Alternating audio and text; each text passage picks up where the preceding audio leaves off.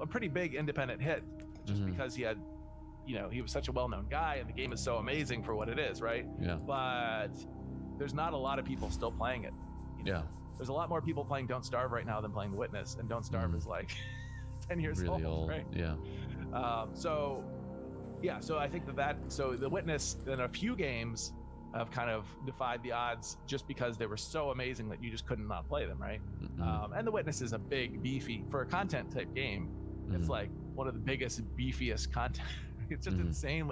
It just keeps going and going and going and being more innovative and more like jaw-dropping, and so you just like you can really sink yourself into it.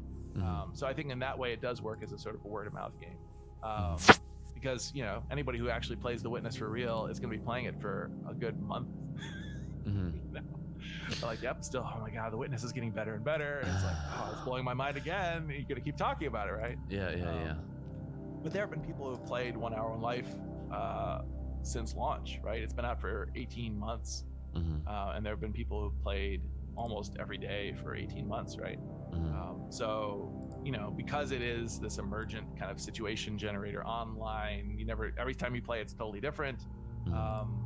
There's just this sort of infinite replayability associated with it. I mean, I'm not saying that's good or healthy to play a game for 18 months, but definitely 1 Hour in Life is capable of something like that. And where The Witness isn't, I mean, most people would finish The Witness before 18 months, I hope. Man, you're covering a lot of situational things that I've been very curious about too, and I want to unfoil some of this. First of all, you were the before and after, Steam Greenlight and then now, right, where they're mostly not really vetting, but just looking through and playing games to kind of make sure they're not incriminalizing their platform with bad taste in games or anything that might get them into trouble. But anything illegal. Yeah, anything illegal. That's more their process now. So, do you feel that I definitely empathize with what you're saying, how now we have, it seems chaotic, but only because we have so many options, right? Where before, I guess in the Steam Greenlight days, we had someone kind of helping, but it was more like that was the single source of, if you're indie, you have to put yourself in that platform, and if you make it or not, it can make or break your game kind of mentality. Do you feel that was a more curated process versus now? Which one feels better? Yeah, I guess that's a good question, because there's a lot of good games that didn't make it on Steam or weren't. I'm not talking about I'm talking about pre-Greenlight, right? Yeah, even before Greenlight days, it was like, does Steam think your game is good enough? And it's not, in a lot of cases. I mean, I don't know that Sleep is Death was good enough for Steam. Maybe, I mean, it was pretty hard to get into. It was pretty hard to find people to play with. Didn't have any centralized servers. Kind of just said, here, type in your friend's IP address to connect. It was a two-player game that had no matchmaking. So it probably, they were probably right. It probably wasn't that good of a fit for Steam. And as an example, I have thought about, Sleep is Death could be released on Steam now, right? And if I were to do that, I would take a month or two and add matchmaking, right? I would take a month or two and sand off the rough edges that in 2010 made Steam say no. They were probably right. And so so that's a really good question. I don't know. Does this curated platform, favor certain people over others, like people who have any kind of connection? Like, I had a friend who had a game on Steam, right? So I gave me an email address to pester back for Inside of Starfield Sky, for example. And so I had somebody to pester, and that worked. If I didn't have anybody to pester, the game wouldn't have gone on Steam. Right. So that doesn't seem that good. On the other hand, I guess games that kind of get vetted sort of and supported by Steam aren't necessarily successful today. I'll just use two case studies. These are my friends' games. I mean, I try to avoid calling out people, right? But I did give this Indie Apocalypse talk at GDC, and when I gave it, I did call out 4 games, and these were games that were announced publicly announced by the developers to have sort of failed to meet their expectations, right? So, game like Where the Water Tastes Like Wine, game like Tacoma, game like Introversion's Scanner Sombra, and there was one more and I can't remember it right now. But Aztez. So these were games that had these post-mortem articles written by the devs who were like, oh my gosh, we're never going to pay back our investors in some cases or whatever, we're screwed, right? So I didn't feel so bad about calling those guys out. I wasn't calling them out, I was just using them as examples, that they were examples of themselves, and they're all, I know all of them, right? So it's like, it kind of feels weird talking about them on stage, but it's important to actually talk about concrete examples. Right. So this, one of the example I'm going to talk about now has not been called out yet. I've just been watching these two games very closely because they're my friends' games, and I'm like curious about how they're going to do, and curious about how they fit into my understanding of this whole world. The two games are Overland and Noita. Overland came out about a week ago, and Noita came out 3 days ago. So Overland is by Adam Saltzman and his team. Saltzman, he's the Cannonball guy, and the 50 dear friend of the podcast. Yeah, they've been on several times. He's a great guy, and I've been watching that game for years. I mean, he's been working on it for a long time, and I played early versions of it and so on back in the day. Hold on just a second. No worries. I actually have it's funny, I have this is a total tangent, but it's a somewhat interesting topic because you just heard the beeping thing go off. So we had a really bad fire here in California, a forest fire called the Camp Fire. I don't know, it was the one that burned down the town of Paradise. It was kind of probably national news back last year. And so we had all of our windows closed, and we had to run a HEPA filter and stuff here in Davis because the smoke, I mean, you literally couldn't see across the street, really. Right. So bad. And so we ended up getting one of these like particle meters to just check our air quality inside of our house. And it was horrible inside of our house, and that's why we got the HEPA filter. But the other thing the particle meter does is track CO2. And so it was going off just now because I have the windows closed because I'm recording this podcast, and just me talking in this room. You're killing yourself. Raise the CO2 up above 1,000 parts per million when it's naturally outside it's 400, right? That's why the alarm is going off. So I'm getting a little groggy. Anyways, I'm watching these two games. I played Noita at the IGF. I mean, I'm also friends with Petri, the guy who did Grand Physics back in the day. Really good friends with him, and watched kind of development of Noita from the sidelines. Only played it once or twice before it came out. Played Overland quite a bit before it came out. And so Overland, as far as I can tell, just looking at the numbers, looking at Steam charts, which is where I go to look at how many people are actually playing a game, has not done well, right?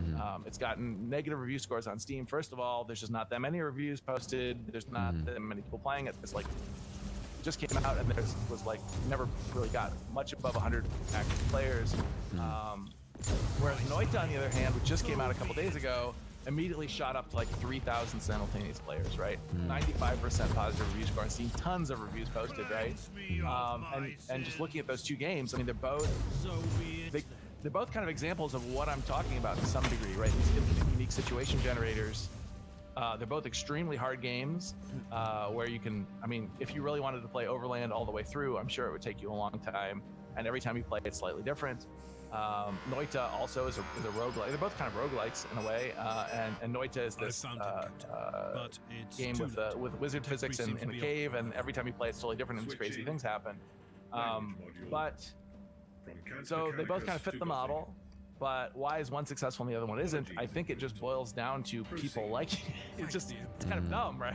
It's like people like Noita better. That's all there is to it. I mean, like, people play Overland and they get this kind of like, oh, this kind of beats me down and it's not very pleasant to play and it's not that interesting. And they play Noita and they're like, oh my God. And they're like, this is amazing. So at the end of the day, it's still the same thing it always was, right? We could talk about types of games or markets or what's popular and what's not, or what players are willing to pay for and not. But still making a really great game is still really hard.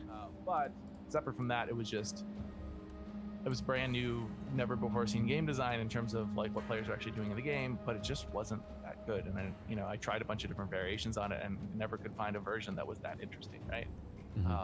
So I sometimes get to a point as a designer where I'm just like, I've explored this place as far as I can explore it. I gotta kind of pick the best version that I found and kind of throw my hands up in the air and just move on, right? My game Primrose on the iPhone was also a tile placement kind of puzzle game. Really inventive new mechanic in there about how tiles were cleared and how it worked, and really cool in a lot of ways, but just I could never get the design to where I wanted it to be in terms of how compelling and how interesting it was. And I tried a bunch of different variations and a bunch of, finally you get to this point where it's like, I guess I got to leave this one behind. I'm not going to solve this problem, right? And therefore it's just not as good. Like if you compare it to Drop 7, which is a similar game and a game that kind of inspired me in that space, it's like, I want to make a game like Drop 7, but innovative in a different way. Drop 7 is way better than Primrose. That's why way more people are playing Drop 7 right now. It's been like 10 years later than are playing Primrose, right?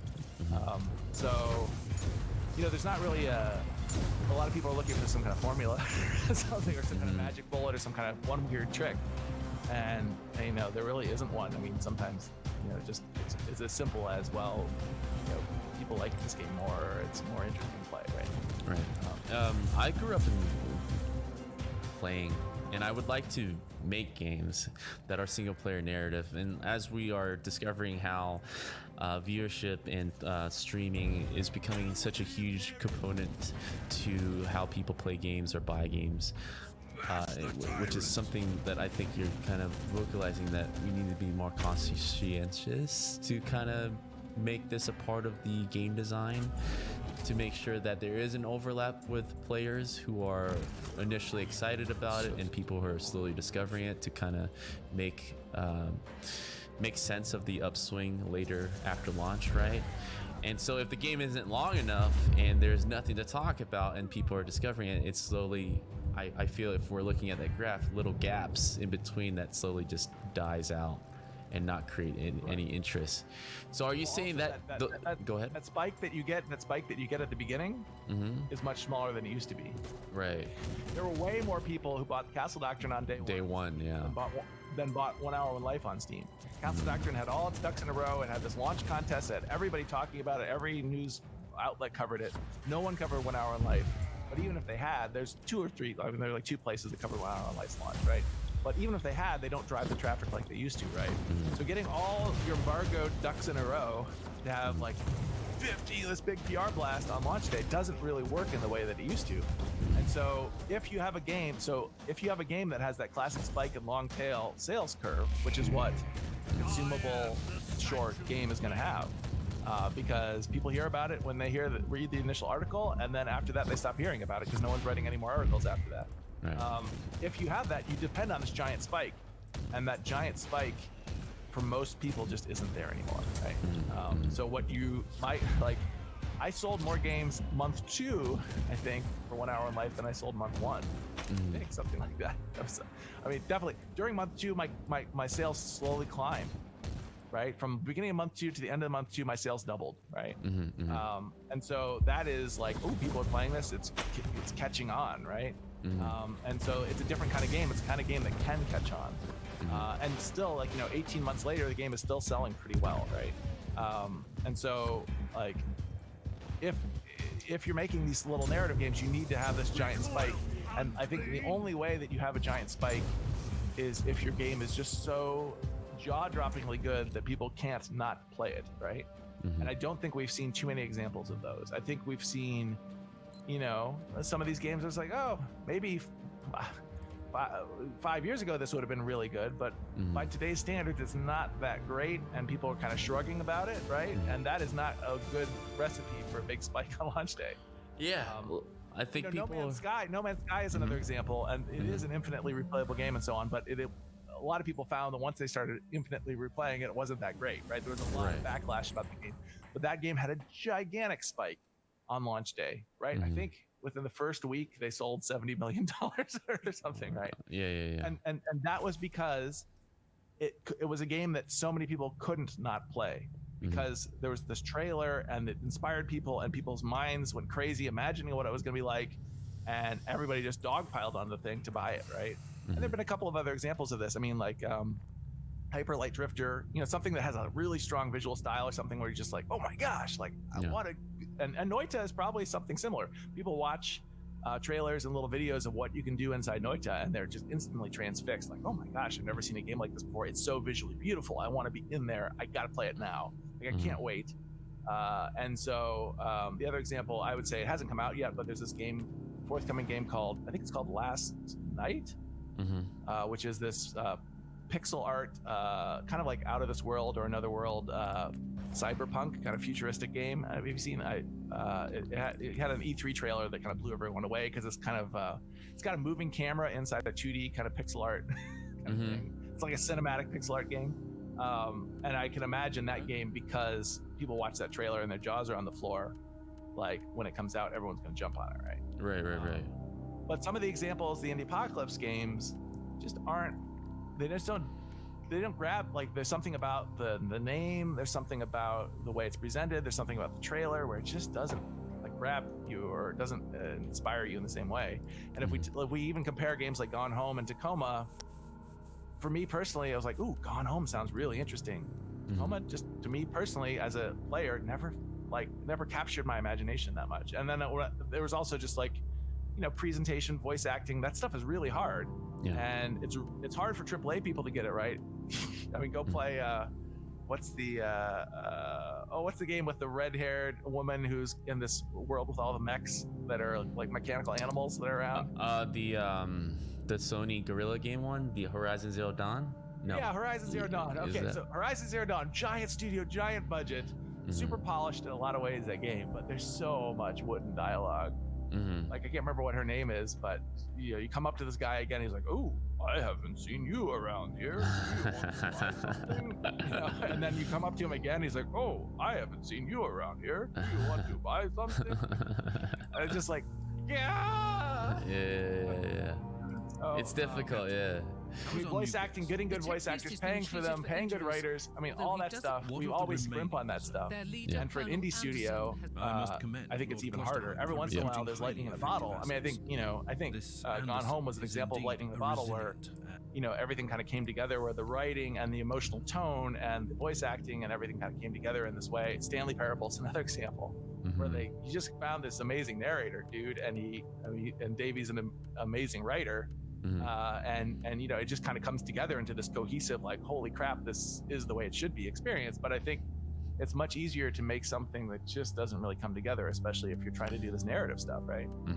Something that feels clunky, something that's not believable characters, something that has wooden looking mannequins that don't really animate right and their lips don't sync right, and there's uncanny valley issues. It's just like there's a lot of sort of really hard to solve problems. I mean, even like for John Blow's game The Witness, I don't think that the voice recorders that are scattered all over the place, I don't think they work that well, right? I think the voice actors aren't quite good enough. A lot of them are reading in kind of a wooden way.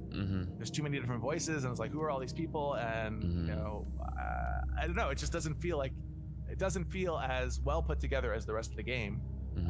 And so I know, I'm talking to John, like, he really struggled with that part of the game. Like, what is there a story in The Witness? Is there any kind of like narrative elements? Is there any kind of thing, any kind of words in the game? And what are they?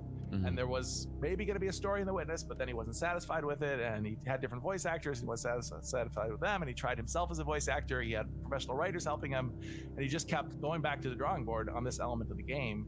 So even if the mighty Jonathan Blow cannot come up with something that's satisfying to him, then it's hard, right? So I think that I think it's much more sort of dangerous waters, right? It's much easier to make something that you're so close to it you can't really tell. I've listened to this voice actor's clip so many times. Is it good or bad? Like I tried to get some voice acting done for the 1 Hour in Life trailer. Where I had this idea of, there could be this trailer where there's this young girl talking about her life and how it started out, and then a middle-aged woman, and a teenager, and a middle-aged woman, and like you could hear the voice growing up, right? And eventually she's an old woman talking about the end of her life in this little like 1 minute long trailer. And so I pitched to, I can't remember what it's called, voices.com or voices123 for voice actors, and I got inundated with responses, people giving me free examples of them reading my script, right? And I listened to a bunch of them, and some of them are kind of amazing for what they were. It's like, somebody who just did this for free, to pitch to me. But then as I listened to them, I was like, this just doesn't sound right. Like I just can't, like I'm not good enough as a director of actors to pull this off. And as I'd listen to some of them over and over, I'd be like, well, maybe this is good. I've listened to it too many times now. I can't even tell. Yeah. And so, yeah, I think that it's really like we're not those people. Mm-hmm. Well, Right? you're coming across as a very We're not Pixar. Like Pixar yeah. workshops the heck out of their Mm-hmm. stuff. They Mm-hmm. take it back to the drawing board over and over. They have this like I can't remember the name of the story trust or the brain trust, right? Mm-hmm. Mm-hmm. And everybody who's working on a film inside Pixar has to bring it before the brain trust, and they pick it apart, all the little narrative elements, any part that feels a little slow or doesn't make sense or doesn't feel emotionally motivated, or and they go back to the drawing board sometimes with projects that they're years into, right? Like Good Dinosaur, like they just kept reworking that thing, and it never really, but they knew that wasn't quite right? They Yeah. reworked it, and they just couldn't get it right. Yeah. But those are the best storytellers in the world, and we don't have those people. They're not working in the industry. They're working at Pixar. They're not. We don't have access to that. Yeah, the people who are directing the voice actors for a Pixar film. Yeah. They got Holly Hunter. We don't have Holly Hunter. Elastigirl, right? Like, we don't have a voice like that, right? So we have these people who aren't good enough to be in movies, or else they'd be in movies, right? Because the pay is better, and so we're on the bottom rung as far as this stuff goes. We are not on the bottom rung as far as like amazing emergent systems go, though, right? Like, we blow those movies out of the water in that department, right? So a game like Noita, it's firing on all cylinders. There's nothing wrong. There's nothing that makes you cringe a little bit or makes you feel like, oh, that could have been done better. It's like, this is it. Like, this is like a game, and it's like it's the stuff. It's the way it should be, right? And so when we're trying to do that other stuff, though, very often we stumble into this territory where it's like,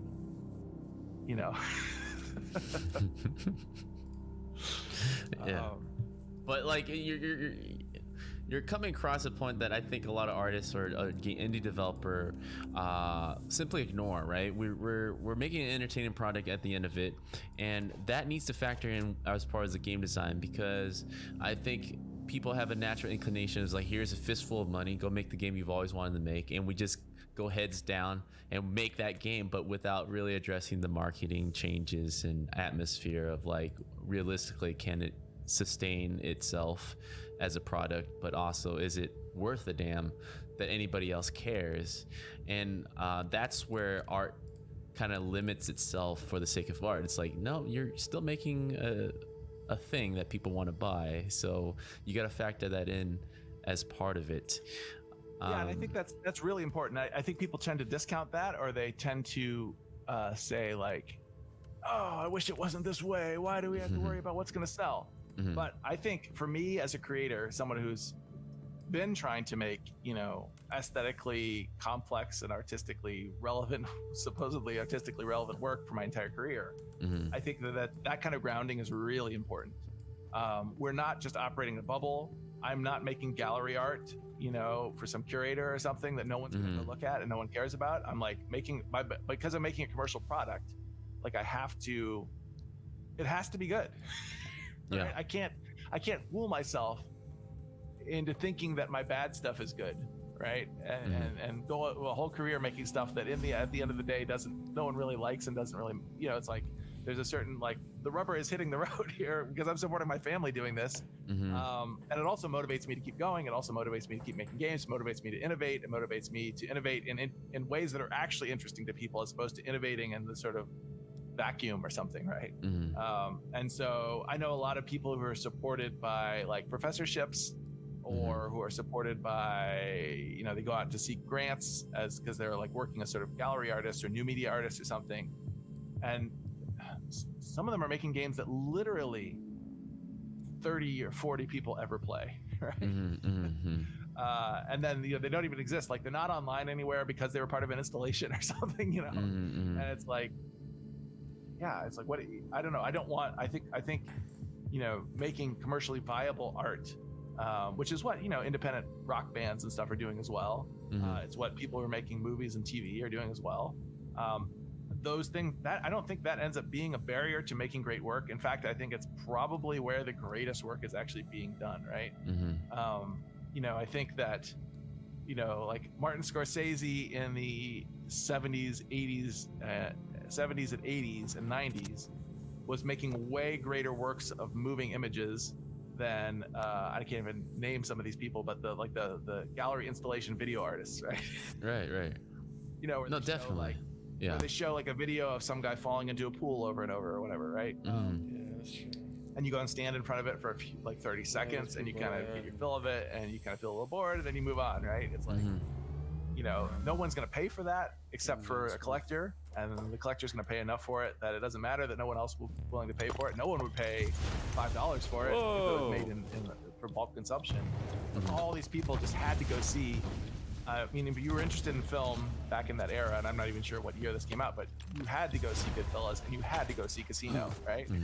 Like, it's just like not, if you're a film person, those movies are incredibly relevant to you.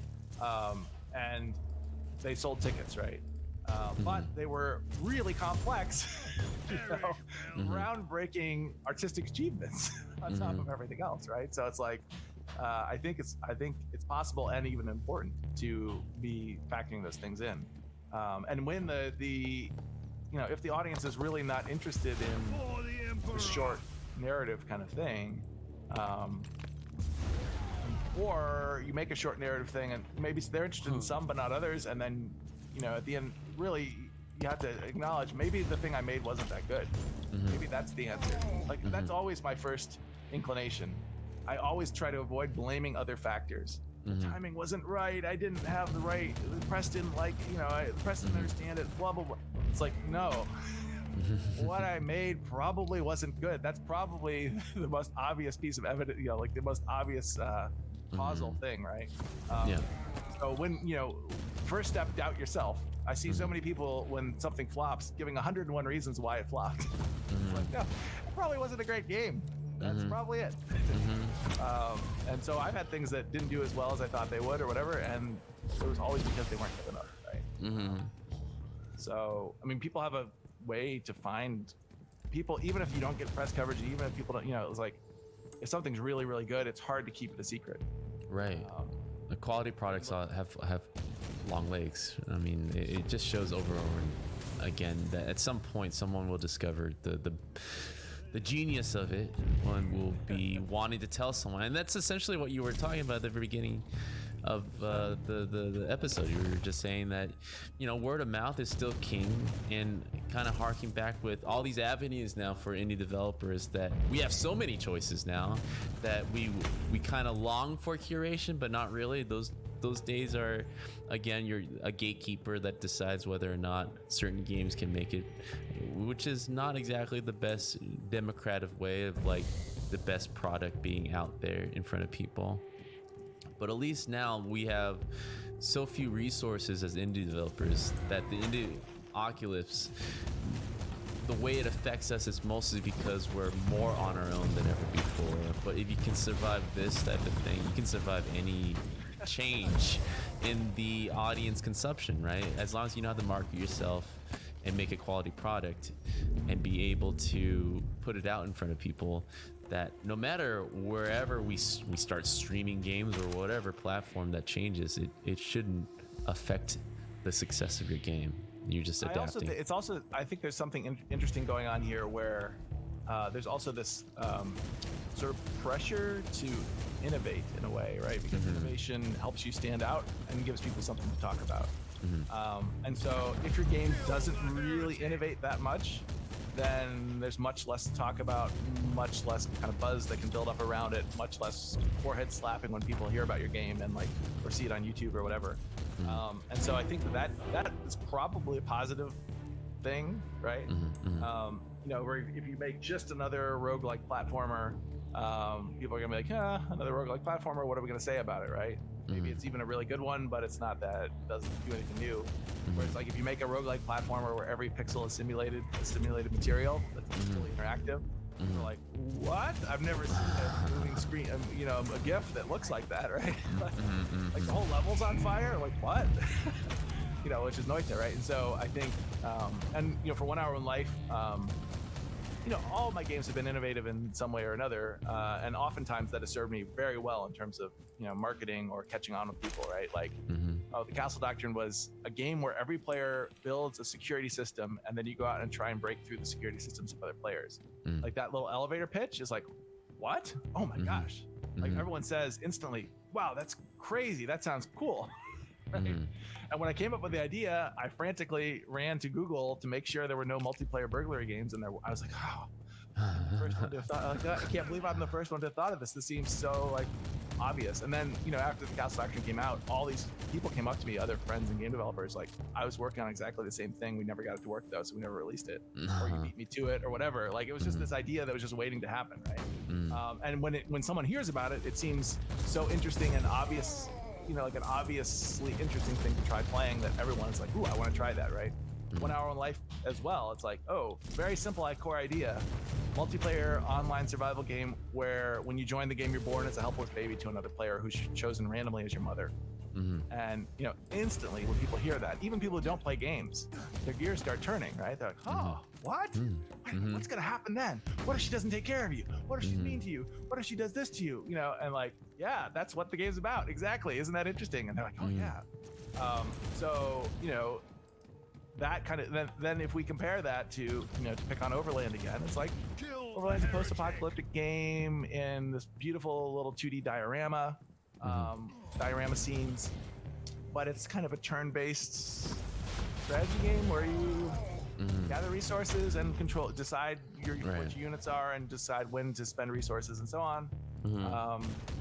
And it's procedurally generated and kind of roguelike, but there's not a conceptual hook, right? I just described it to you the best way that I can. I can't really say anything else. I can't sum it up in some way that's like a lightning bolt in your mind that gets your gears turning. You're like, I've kind of played games like that. Maybe I've never played one that looked as cool as this one looks. It does look really amazing visually.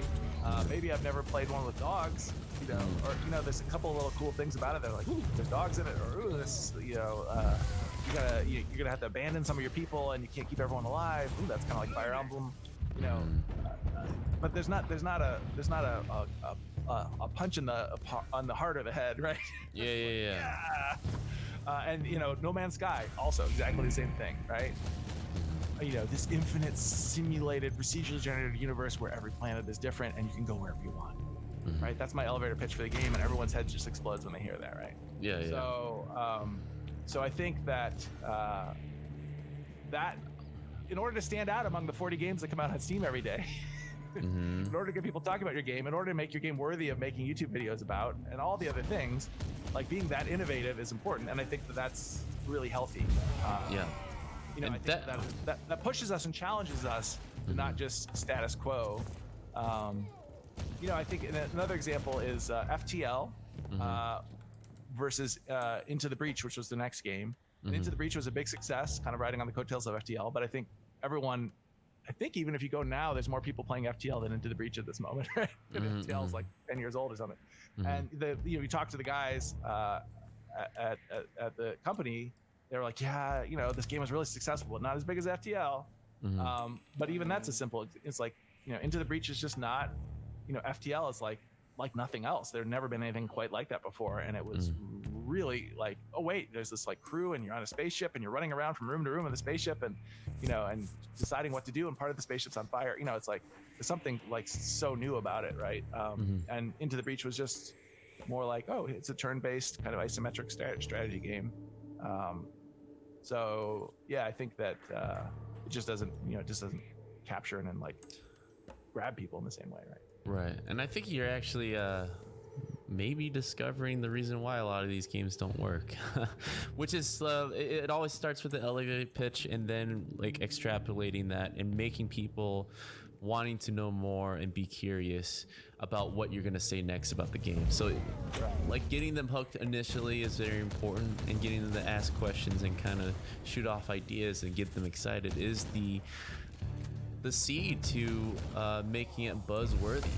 And as an indie industry, right, this is where the old ways kind of would have helped or could be helping smaller developers, is that the combination of the gatekeeper of getting financial people to put money behind your game is getting through that initial pitch, making it sound like people who don't give a damn to finally give a damn. There is something to that process that is largely missing, because now that we have so much access to kind of have an idea, put our game out there and self-publish, we're not needing those gatekeepers there to kind of express ourselves freely, but also we are missing that element of testing the idea against Yeah, I mean that's an excellent point. professionals. So in the old days, what would happen is you'd kind of make your game, and then Steam would shoot it down. It would go on Steam. Yeah. It wasn't good enough because it wasn't innovative enough because it wasn't interesting enough. And you would just kind of go back with your tail between your legs and blame Steam for why your game didn't sell. Right. Now you're like, oh, sure, $100, I'll put it on Steam. And my game didn't sell. Oh, what's going wrong now? There has to be some other reason. Like it's like, you know, so and also if you needed to get a publisher behind you, even earlier days, right? I mean, there was an indie industry of boxed games back before Steam. Right? I don't really know. I mean, people were buying like Aquaria. I think was being sold on the website, on its own website, and it wasn't on. I think it was before Steam existed, but or like Gish, right? I mean, Gish was something that eventually made it into boxes on retail shelves somewhere. So you know, you have to get a company behind what you're doing with money, and so you are kind of being vetted there. And now people are just, you're right, they're left to their own devices, and then they're all expecting these amazing results from something that most people will tell them this isn't that amazing. Yeah. Now, in terms of elevator pitches, that's an interesting thing because it's like, okay, maybe some games are amenable to that, right? Like 1 Hour of Life, you can sum it up in one sentence in a way that gets people interested. Castle Doctrine as well, Noita as well, right? But there's other games that are very good and maybe very innovative, but innovative in a sort of a more diffuse way, right? And so then how do you pitch that, right? Like how do you pitch What Remains of Edith Finch? Which is really innovative, but in this, you can't really, it's not innovative in a one-liner, like, I can't, it's a narrative game with all these different kind of completely different narrative gameplay things and new mechanics. They're stitched together in a wacky house. I mean, it's like, and the other one is the Stanley Parable, right? It's like, it's kind of has to be experienced to really understand what's interesting about it. And so that game is sort of unpitchable in a way, right? But games that are as good as those two games are sell themselves through word of mouth during the brief interval anyway, right? So I don't know, have you ever, so I'm assuming you played the Stanley Parable, right? Yeah, I played it. Did you ever play the Stanley Parable demo? No. Most people haven't. Yeah. And it's really, I highly recommend it. It's free, of course, but when you go to play, it's like, what's the Stanley Parable demo? How do you make a demo for this game that is so singular and just has to be experienced to even be understood at all, right? Like, how do you pitch it to potential customers? The Stanley Parable demo is a completely separate game that has nothing to do with the Stanley Parable. So it just, it's the best game demo ever. It's actually maybe it's better than the Stanley Parable. Oh wow. I highly recommend it. So anyway, so that is like an example of like, it's so singular that you can't even make a demo of it. You can't really even explain it to people. Even if you showed a trailer or shot, it's like, it just has to be experienced, right? Because it's about the gag, right? It's like the gag is what you're experiencing. That's or it's not really gag. I don't want to simplify it that way, but the aesthetic space that it places you in is the whole point, right? Yeah. So, well, that would be the marketing pitch. Then it's like, it's just something you got to experience. Like I wouldn't talk about the game. Yeah. It's like you got to do it. Everyone's talking about it. Yeah. I like to would want to move the conversation. You kind of touched this a bit, how the old ways of doing things, kind of staying with that theme where we relied so much on the press junket to kind of promote, to have the day one sale to kind of determine the fate of our games, right? How that is changing. And I think I've read an article about you kind of highlighting how streaming and playing your game or other avenues for people to experience your game before purchasing is doing a lot better for people to actually decide on buying a game. Right. Can you expand on that a bit? Because I didn't realize it until I actually read through it and listening to you that, yeah, it's pretty much true. I mean, I read it just for the fun of it about like how this game is, but it doesn't really entice me to like buy now, or even if the guy strongly recommends me to buy, it's like, yeah, whatever. It's not as strong as a recommendation as before. And I guess where are they catering to? Obviously, their website is still an ecosystem for their readers where they stay within, right? It seems more like a Twitter thing. People don't click on links or anything, right? Well, you're asking like who? So if people who buy games don't read these articles, which they obviously don't, because the articles have no impact on sales, it seems. Right. I mean, another quick example is like, and this should be obvious to everybody, but like I've had my games covered on National Public Radio 3 times now, Oh, wow. and including 1 Hour, One Life, right? So on the day when it goes live nationally, this was on the show. No, it's the show To the Best of Our Knowledge, right? So I'm on a 10-minute segment where I'm being interviewed about my game, which I think. So I did one about Passage. Of course, that wasn't even being sold. I did another one about Cordial Minuet, which was available for people to deposit money into at the time, and I did another one about 1 Hour, One Life. So when the day that goes live nationwide, you do not generally see even a spike in web traffic on your game's website, right? Because people who listen to NPR obviously generally don't play video games or go out on websites to find out more about video games. They're fascinated by the idea. They want to hear about it. Yeah. They're fascinated by the story and this developer and his interesting idea and whatever, but they are not going to go buy a game. Similarly, I was in, the in-flight magazine Hemispheres, I think it's called, on United Airlines, or I can't remember which airline it's on. When you're in the in-flight magazine, you're there in the seat back pocket for like a whole month, right? So it was this big, profile about me and my family and about Diamond Trust of London and everything. And I've had so many people come up to me within the next year or two saying, I recognize you from somewhere when I meet them for the first time or something. Like, I think I saw you in some mag. Yeah, because pretty much everybody's bored on the flight and they all read the magazine, even though it's an awful magazine. Really, it's one of the worst magazines. In terms of like, oh, these articles are so short and they ask such dumb questions in the interviews, and but everybody who ever flew that month, saw this thing and got a taste and read my profile, right? Now, none of them play video games. None of them went out and bought Diamond Trust of London or whatever was being talked about in the article, but they all saw it and absorbed it, right? And so I think that that's obvious, right? So then we get over to the gaming press, which used to be the place that people went when they wanted to figure out what game to play. They used to go and read these reviews. They used to go and be, watching Rock Paper Shotgun or Kotaku or whatever to talk about what interesting games are coming out. I mean, Kotaku covered one of my old indie games back in the day, like Gravitation or something. It would just be this deluge of traffic coming to try the game. Or when they covered some of my games that were for sale back in the day, it would be this like deluge of people buying the game that day. That's not the case anymore. So what's going on there? I think that the reality is that the gaming press has actually been kind of gutted financially. That the audience has kind of dried up, that they're kind of in a lot of them are operating skeleton crews, of people barely getting paid.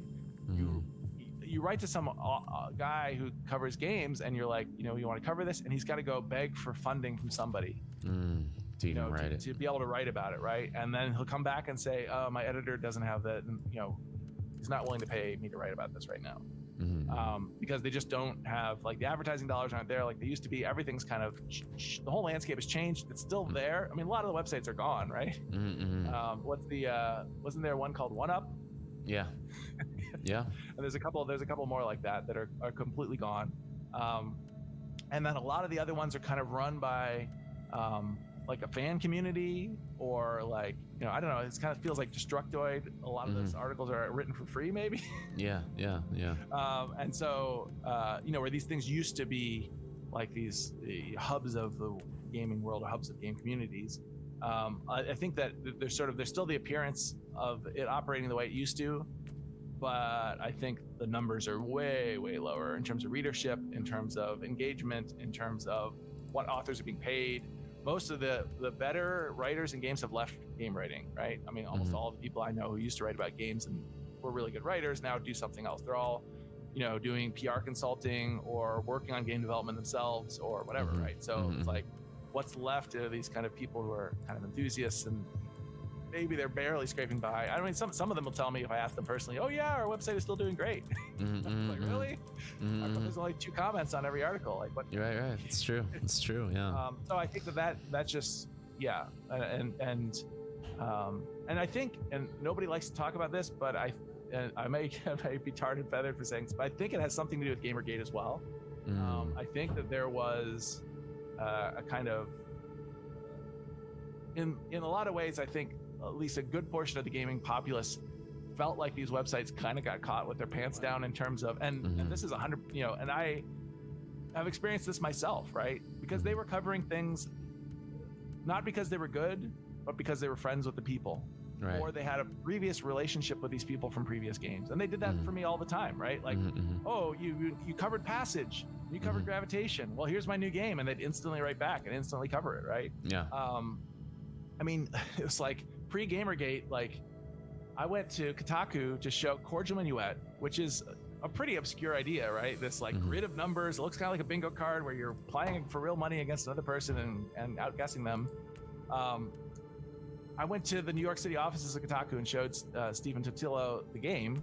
I showed it to him for like 20-30 minutes, right? And we played a couple games against each other. I am Inquisitor. I don't even think it had finished artwork in it. I think it was just a plain grid of numbers.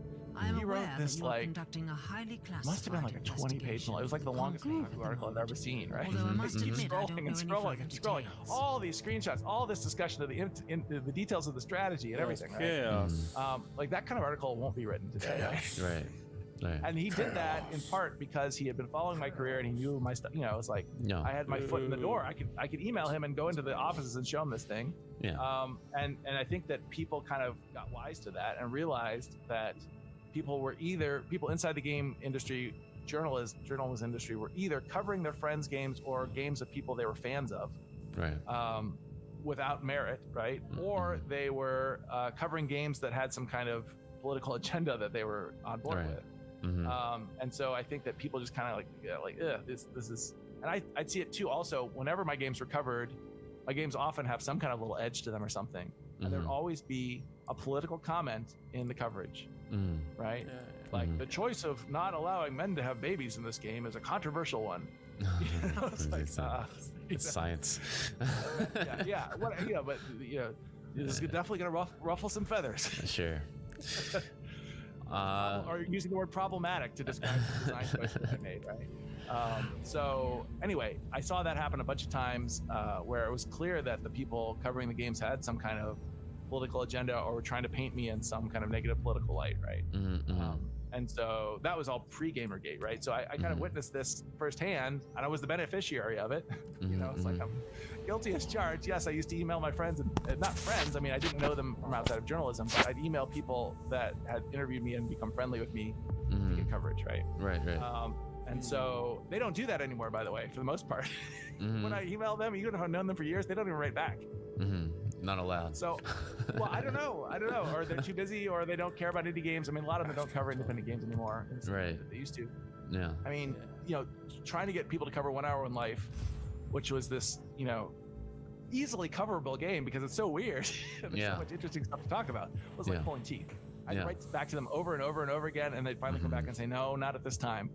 It's like, okay, this is definitely the most press-worthy and interesting game I've ever worked on, right?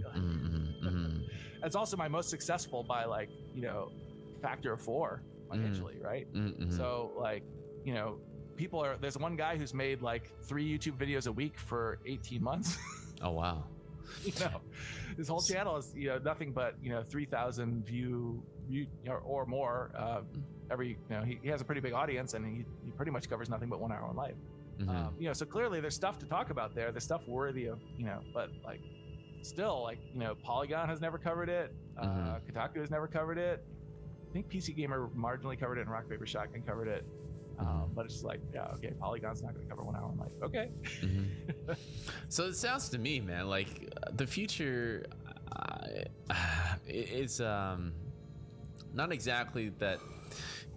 It's a different type of coverage. It's evolving, right? Now it's where it used to be about press junkets and people writing articles, and now we're aiming it more towards streamers and people, and it's actually more research to be done towards people who are doing this and streaming your game, to ask them like what exactly are the type of content that you like to stream, like what resonates with your audience, and thinking along those lines to make it more of a long tail for your game. It seems it's just like the shift is towards those people more than people writing something articles. else interesting to talk about there, which is that I've seen giant streamers cover 1 hour in life, right? Somebody emailed me on the weekend like, dude, Lyric is streaming 1 hour in life at this moment. Holy crap.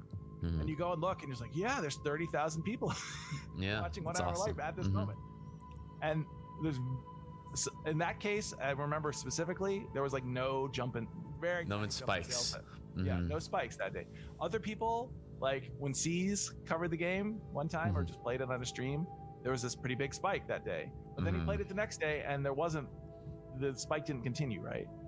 Like when Dragast first covered the game on his YouTube channel, there was this huge bump in sales, but as he continued to cover it, it didn't continue, right? So it's like there's this idea that, first of all, certain people buy games and certain other ones don't. And people who tend to watch Twitch streams for the most part, I definitely was seeing way bigger spikes in the beginning when some big YouTuber would cover the game than when some big Twitch streamer would cover the game. Because like people who are watching Twitch are not there to figure out what game to buy. They're just killing time. Yeah. Killing time. Well, I don't want to hurt feelings. Yeah. Yeah, they're there as a form of relaxation and passive entertainment, and also really want to be part of this little community, and in some cases big community of people who are chatting on the sidebar, and they want to get recognized by the celebrity that they've become enamored with, who is the streamer, right? Yeah, that's the product. They want to get C's to shout out to them or whatever. They want to hear Lyric's funny jokes, whatever he's going to say about, vaginas or whatever in 1 hour in life. Yeah. That they want to be there for that, and they're there because of the personality more than the game, and they're not shopping. They're not like looking for. But people who are on YouTube are more like, I'm trying to figure out what game to play. Let's watch a let's play of it a little bit until you saturate each streamer or YouTuber's audience, and you get all the people in that audience who are in the market for buying your game potentially, and then it trails off, right, in terms of the impact of each new video, right? So it's like each of these YouTubers has a different audience, and the audiences don't necessarily overlap. And in each audience, there's some subset of people who are the types of people who actually buy your game. And once your game has been shown to those people, it's kind of over, right? You can keep going back to the same streamer and be like, hey, you want to cover my game again? And even if they do, it doesn't really necessarily do anything. Right. So that's interesting. The other interesting thing is, kind of related to this, is that despite all this crazy coverage that you get in all these different places, where you have obviously hundreds of thousands of people, if not millions. I think the top video for 1 hour life has, some YouTuber made has over 1 million views, right? So millions of people have seen something about 1 hour in life. When I was at Penny Arcade Expo having my booth, this was just a couple of weeks ago, the vast majority of people who came to the booth had never even heard of the game. Right. Which was weird, right? I'm at a game fan conference where everybody there is like a diehard game player who's walking around trying to play their favorite games and spends a lot of their time thinking about games and reading about games and watching streams about games and everything. And despite all the coverage of 1 hour life has gotten way more kind of coverage and attention. And day to day, if I'm walking around and I talk to some kid who plays games, I mention that I make games, like in my neighborhood or something, they'll be like, what game? And I'll describe it. Like, I saw that on YouTube. Oh my God. So, there is some, penetration into these other kind of realms of existence outside of just my fans or something. They probably don't own the game, but all these people came up to the booth and they're like, I've never heard of this game. Explain it to me. And I'd explain it to them, give them the elevator pitch about being born in Humble State or whatever. And, Chris Hecker has this old adage that he always tells independent developers, which is, nobody knows about your game. That's true. Everything you've gotten or whatever, nobody knows about your game, right? Nobody's heard of it. So always know that there's just however many people you think have heard about your game and been exposed to it, there's this huge 100 times they don't care. Well, no, they don't care. Not that they don't care. They just haven't even had a chance to hear. Yeah, right. And so that is true. And so I think that with each of these new streamers and new YouTubers, and kind of there's a different segment of the audience that hasn't. There's people who watch C's and not. They don't watch. People who watch C's don't watch Lyric, and the people who watch Lyric don't watch Dragast, and the people who watch Dragast, PewDiePie has his own cadre of people, and each of these people has like a following, right?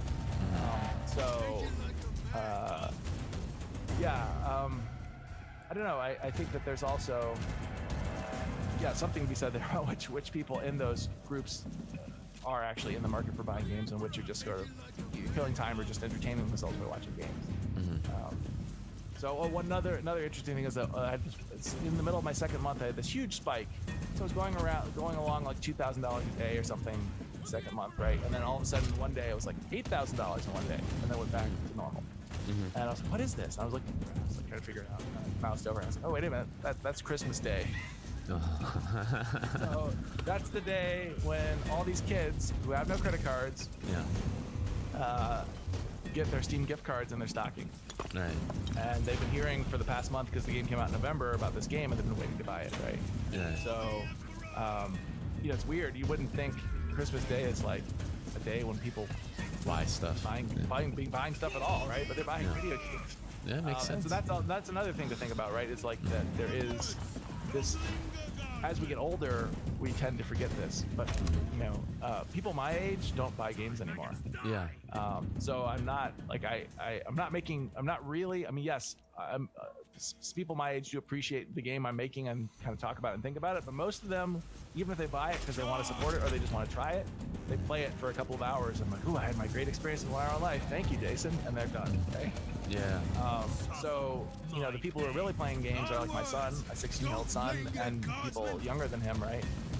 And there's so many barriers in their way in terms of actually getting a game, right? Like you get emails from people who can't get the game working for one reason or another occasionally, right? And they're so heartbroken. So like sometimes it's from the person's mother.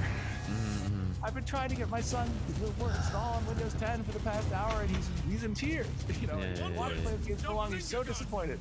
Yeah. Or I've saved up my birthday money for months, and I finally this is the one game I can afford to buy, right? So it's hard to kind of have that perspective from our point of view as like, for me as like an adult with like 3 kids and a spouse, and I'm supporting a family. Like I never really have to think twice if I want to buy a game, right? Right. Like, I have the budget as part of my business expenses for research purposes and so on. It's just like I don't buy that many games, but I never like, I can't afford that. I gotta save up for it. So a lot of these people are looking for the biggest bang for their buck because they can only buy one game for the next several months.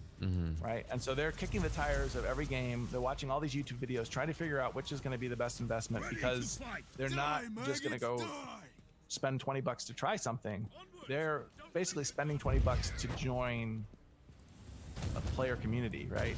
And to become not somebody who has tried 1 hour in life, but somebody who plays 1 hour in life. They're looking for the next Discord to sink into, and the next forum to be part of, and then the next thing that's going to kind of be their game for a while, right? Like, what are you currently playing? Like, it's kind of like asking somebody what are you reading these days or something. It's like, what are you currently playing? I've been playing Subnautica and you talk to people, they've been playing Subnautica, for the past month. That's their game currently, right? Or they're currently into this game 1 hour of life, or they're currently playing Factorio, or they're currently sinking into Noita, or whatever they're doing, right? And so that is kind of the way people are thinking about games now. And this next generation, we've forgotten what it's like. I mean, I remember saving my pennies. I mean, everything's totally different, right? So we can't compare, but like, when I knew Super Mario 3 was coming out, and I had it must have been $50 saved up, and I couldn't find a store that actually had it in stock because it was selling out everywhere, right? And I was like calling Toys R Us every day to see if it came in yet. And finally it came in one day, and my mom couldn't take me there that day, even though I had the money, It's like I was calling my friend's mom to see if she could take me to Toys R Us that day because they've got one copy of Super Mario 3. But that was like something that was like an event, right? And so remembering putting ourselves back in that mindset of like the majority of our audience, like a game purchase is this event, right? And so if you think about it that way, then, and I think maybe what had happened with the Gone Home successes and the short narrative game successes like 5 years ago, was that there was still an audience of people who had disposable income and we're still playing games. And I think like a lot of those people have gotten older and don't anymore. Yeah, we have distractions now, so I got real life problems than to sit around and play. So then we're left with the people who have always been playing games, and those types of people are not at all interested in plunking down $15 on something that's gonna be over 2 hours. Well, Jason, we are at that 1 hour mark, and dude, we need to definitely follow up with a part 2 on this, because this is a topic that is the whole seed of this podcast is about. It's just understanding the market and being able to go out there and promote great quality products and be successful at it. And I wanted to thank you for your time, and this is part of the podcast where I hand the mic over to you to self-promote, give attention to, shout out to anybody out there, and it is all yours. I'm gonna shut up now. Yeah, so I've got a lot of games on my website, but the one I'm currently working on is 1 Hour One Life, and you can find that on Steam or on my own website. You just do a search for 1 Hour One Life. Right after I get off the mic here, I'm going to go put out the update for the week, because I've been updating it weekly for the past 18 months. That's awesome, man. So yeah, you can get on board with the latest update. And that's all I'm going to pitch, I guess. That's kind of my life right now. That's awesome, man. Thanks again, Jason. It was a pleasure talking to you, and I'm serious. I'm gonna follow up with you with other stuff. It was truly enlightening. I learned a lot, and I want to thank you again. The other thing I'll mention is there's the talk I gave at GDC, which was back in March of 2019. It's called 2014 versus 2000, or 2000 something versus 2000 something. Financial success before and after the India apocalypse. If you look up like Jason or GDC talk on YouTube, you can watch that whole thing. There's all sorts of graphs and analysis and in-depth stuff. So that is kind of an adjunct or appendix to this talk, or to this podcast.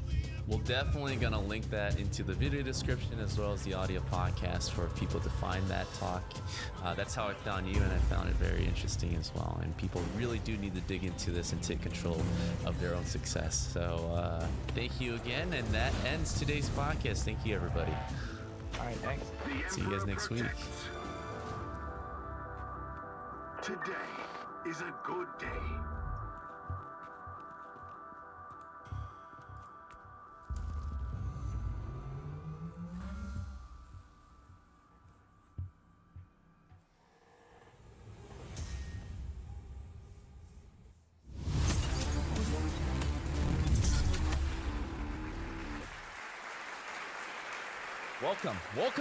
Welcome to GDX ME. So all those graphics, any type of cool art that you guys seen have been coming from this man right here.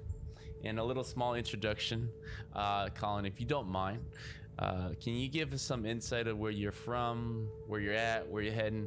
Just a little resume check, just to give listeners and viewers out there an introduction to you if they haven't heard you on our podcast already. Well, yeah, I'll do a really quick recap. I mean, I was in the game industry since 2000, and Visual Concepts, which is now owned by Murkmirin, was my first studio in the Bay Area.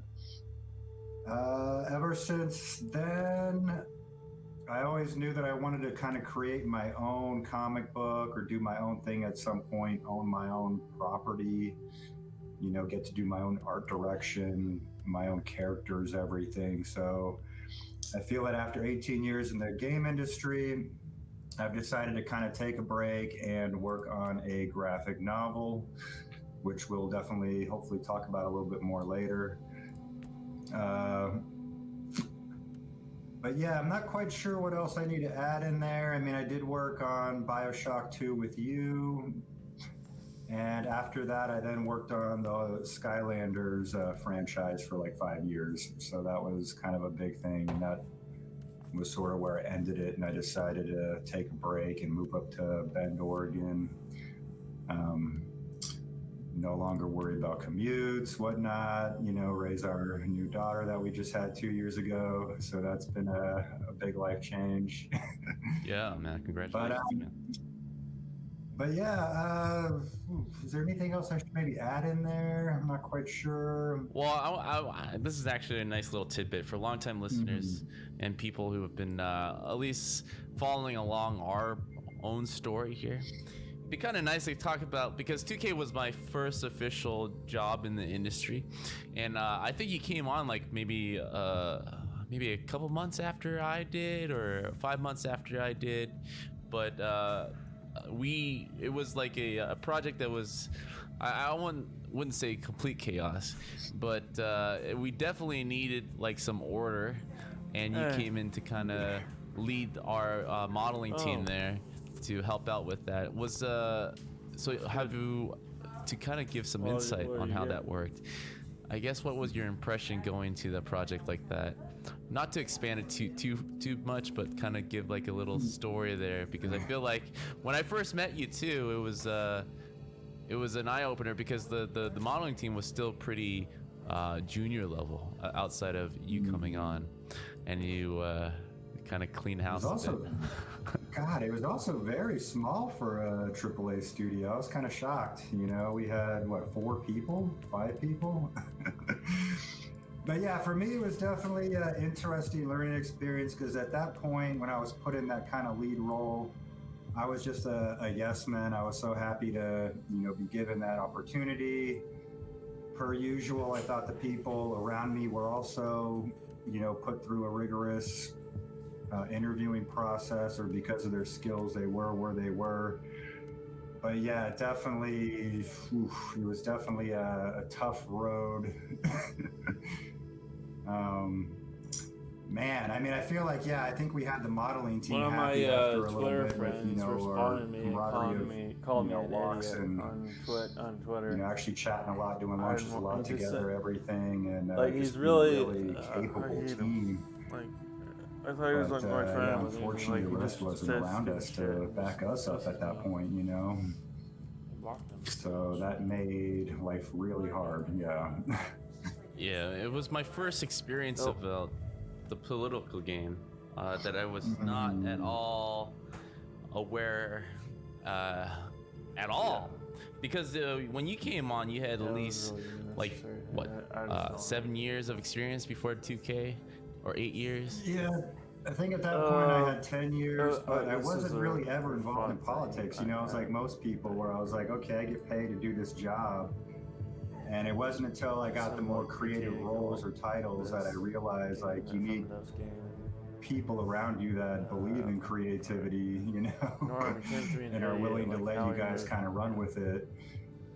But I don't want to get too much into that, because I think it'll turn into a big trash talking session. But I feel like at that point, I was just too young and I didn't know to push back. I mean, that was my one thing, is when we were being given insane deadlines and constantly being retold or told to redo entire levels that took months to make, just because of someone's one random opinion in a meeting. It's like you learn as a leader, manager, that you need to push back, and if nothing happens from that, then you're pretty much screwed. To put it lightly, So you either got to get the money or hope there's something better on the horizon, Yeah, and I don't want to go too deep into it, because it's a deep hole. I just want to paint a picture of where we were, at least the last time I worked with you at a physical location, and kind of like grazing past a few more like games that you put out to where you are right now. So at some point, right, which is the focal point of this talk, or this conversation, is that you decided to hit a pause button. And it sounds very casual when I say it, but like it's heart-wrenching, because I myself gone through this little mental shift, where just to kind of give a little insight, and then I'll definitely throw it back to you, where I had to just rethink what I'm used to, like a comfortable salary. I put in my 2 weeks, and then I get 2 weeks out of a paycheck out of it, and somewhat reliable until get laid off or whatever. At least a faux pas version of reliability. But there's some comfort into that. But at some point, like every developer wishes, what you've done is like being able to, I want to focus on other things. I have enough comfortable income where I can do this and just make the move over to Oregon. Can you kind of talk about that pivotal moment where you were kind of stockpiling your cash, making the decision, should I, shouldn't I? Like, can you kind of walk us through that moment where to finally when you decided to go with it? Like, what was going through your mind?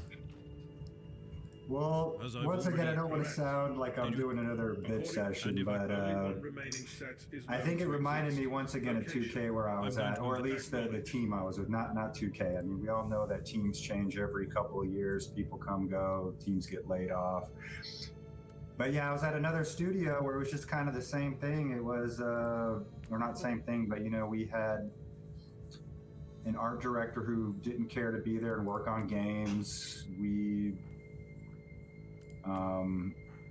God, as an environment concept artist, you know, 3D modeler, builder, world creator, I was never invited to the game design meetings to even talk about the composition or what the theme of the levels would be. So, you know what I mean? After a while, you realize that you're back in that same pattern of just, hey, get a paycheck, don't worry about making the best level, the best product, the best, because it's just not going to happen. You know, you can push, you can reach out for help, you can ask leads, hey, I've been doing all this work, you know, I created the last 2 levels that were used at our, you know, toy conventions or E3, and you still get no respect. So I think for me at one point it just came down to that, no respect, and of course the typical commute in the Bay, you know how it is, it's just crazy rent, everything, so you got to live further and further away from your studios. And I just needed a break to do my own thing. I mean, I've always wanted to do my own comic, and if that means I can also own my own property and characters and just something that I can put on my portfolio that shows, hey, I'm capable of creating, art directing, you know, concepting. I mean, I have my color palettes. I mean, I'll probably show some pages later, but, you know, I got a very interesting color palette going with some of my stuff. So, but yeah, that was kind of my final move right there, was I just knew the next couple of years were going to be hell, and our studio was either going to go down or we were going to get nothing but, you know, typical trademark work again instead of fun, creative work. And sure enough, that has happened. So I'm kind of glad I left, made the move. It's given me a lot of time to also hang with my kid. But yeah, we'll talk about that also later, because when we talk about my daily schedule, it's definitely not a 9 to 5, you know, 5 days a week. It's all over the place right now. So, I mean, aside from location, because ever since I known you, you've been in the Bay Area for a long time. You're not originally from there, but you spent a good amount of your career in the Bay Area, all the way since Sega, right? All the way to the point where you left to Oregon. So how was that? What was the attraction there? Like, why Oregon of all places? Well, that's not really a game-related like incident or anything. That was just my wife and I were just trying to figure out where we wanted to move, and I didn't really like any area around the Bay. Didn't want to move to Tahoe because that's not really a, you know, city, a town, anything. And Northern California is a little too many small towns, nothing really there. So we found Bend, Oregon, and gosh, it's this beautiful, you know, mountain ski town with a river that runs through it. We have lots of beer, you know, fests that go on and breweries in town. And I mean, it just seems like a nice, more smaller town that I kind of need right now. You know, I was definitely sick of the traffic, the commute in the Bay Area. And it's just, yeah, I wish I had a better answer to why we picked this town, but, you know. Yeah. So I'm gonna run through a lot of your artwork while we do this interview, but so last time we talked, you were going into your hobby, your profession, but you actually are one of the few developers that I know that have able to kind of balance 2 different skill set within the game industry. You're a 3D artist as well as an excellent 2D artist that you've kept up over the years. I remember at least at 2K you were in the parking lot kind of inking inking your pages during lunch breaks and stuff, just to kind of just a mental shift in your workflow. Now, how did you get into this business? Because that other side of like enjoying how to do things, like kind of restarting that network too, is like a whole different skill to kind of keep up, to make sure that is something viable for yourself. Yeah, I mean, keep in mind, when I got into the game industry, I was a little shocked because I figured most artists knew how to draw a little bit, because, growing up, I didn't have a computer, Photoshop, anything. It was all comic books. I love certain cartoons, so you want to draw, get creative. And it was definitely, I think, when I finally got into the game industry, after all the interviewing and, we got to look at your portfolio, this and that, I was kind of shocked. I was like, wow, it seems like only 10-20% of artists actually know how to draw. And 3D is just kind of a secondary, creative tool. But I've always preferred drawing because it keeps me, I think, creative. It's anytime I do a level or have to come up with something new, especially at Skylanders, which I loved, I could really draw upon my color palettes and my just fun saturated colors, my creativity of all my days back in the day with playing with Legos and, rebuilding constantly new stuff. But so yeah, to me though, also drawing comic books is a little more or less stressful. I mean, we all know in the 3D world, it just changes so much. Technology is so crazy at times. People just assume, give the art team a month and they'll be up and rolling from, this new interior software to, another software we just bought, like Unreal or something, which is, great programs, but it always takes time to learn, to be efficient.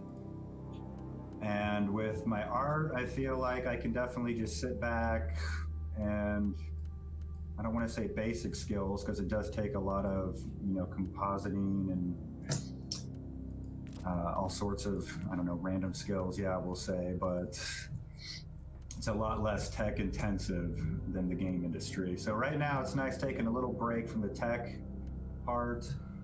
I'm sure anytime I have to go back, we all know it just takes a few months or a little bit of time to just pick up what that team is actually using. And then luckily I have my well of creativity to draw from, thanks to my drawing and everything and my constant coloring. And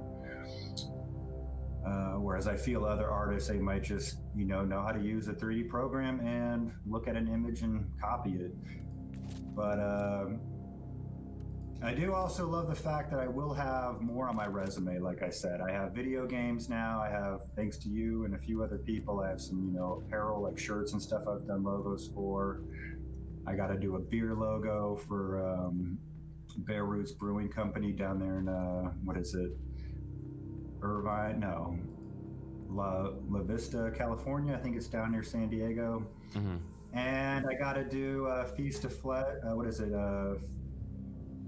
Feast of Flesh, the new Wendy's D&D game. I got to do some top-down maps, thanks to my buddy Alex Lopez, who I also worked with at 2K Visual Concepts in the early 2000s. And now I'm going to have, 8 issues with another comic printed by Antarctic Press. So it's kind of a nice repertoire on my portfolio, resume, whatever.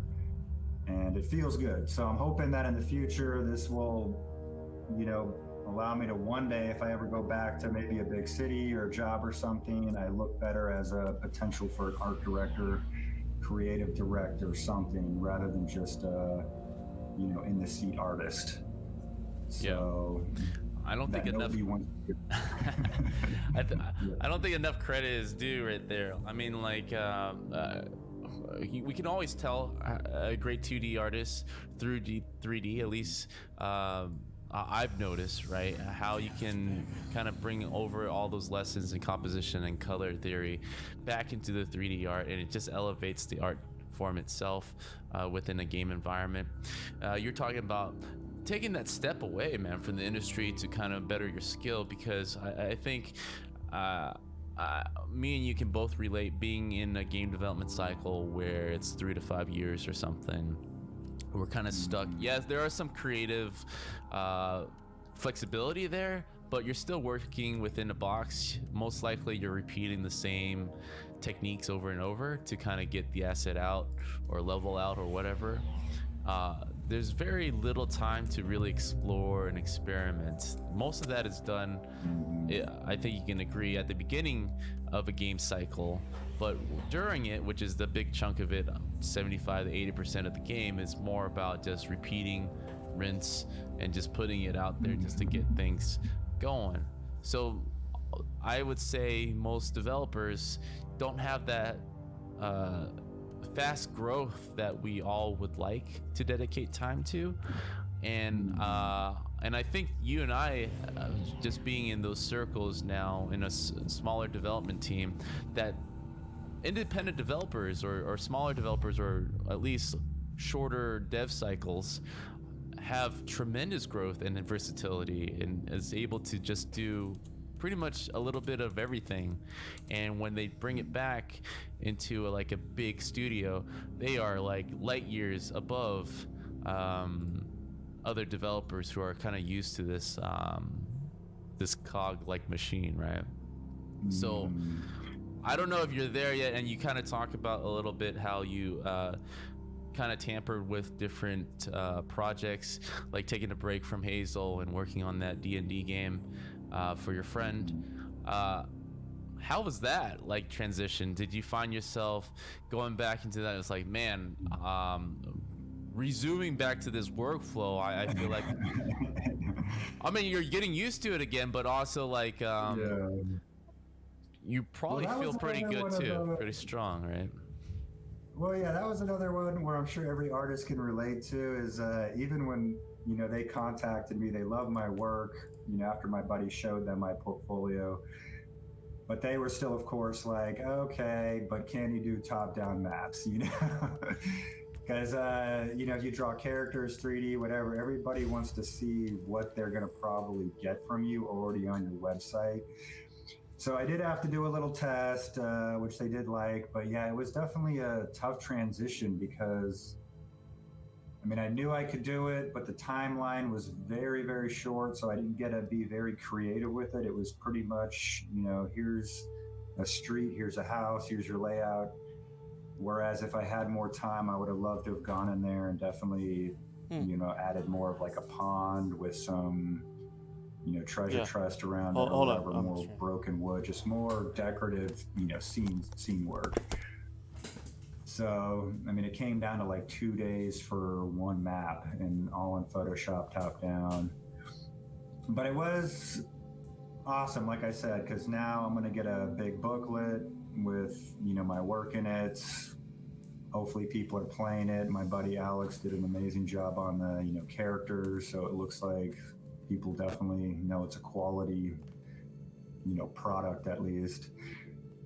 But yeah, it was tough because I did some major late nights. That's, you know, I pretty much have to watch my kid most of the day. I mean, we do have a babysitter from time to time, but I use my nights to really get my art done. And when the D&D came, that's when I was literally staying up till like 3 or 4 a.m. in the morning. And then I would sleep to 9 or 10 the next day. And, you know, my kid would come back from the babysitter. So yeah, it's definitely been a crazy lifestyle right now. I mean, even with this comic that you see, Hazel right here, I'll talk about this flip book in a moment, but I'm in. Tech Priest? Yeah, it's just pretty much I live my nights doing all this. I mean, I try to sleep as much in the day, and then from 8 to 9 at night to hopefully 12 to 2 in the morning, I try to pump this comic book out. So when this is finally over at the end of the year, which I'm hoping early January, end of December, I can finally go back to playing a few video games, which I haven't done in a long time, and go to bed at early, regular hours, and focus more on hanging out with our kid and my wife, of course. But yeah, so that was definitely a wrench, because once I was done also with the D&D, switching back into Hazel took me a few days. I mean, I had to get back in the zone of penciling again and drawing. I mean, like I've always said, it's definitely scary seeing a blank sheet of paper and having to, put quality work on it. So that's all I have for that. Well, I kind of want to ask you more about this, because you took on a couple challenges or new challenges all at once, right? You have a newborn. She's about 2 years old now, but you kind of started this kind of new path in Oregon. It sounded like you kind of settled in Oregon and then had that baby right after the house, because it happened pretty within the year, right? If I remember it correctly, like pretty fast. Yes, it wasn't planned, but it was obviously, it worked out perfectly. So, we moved. My wife works from home, thankfully.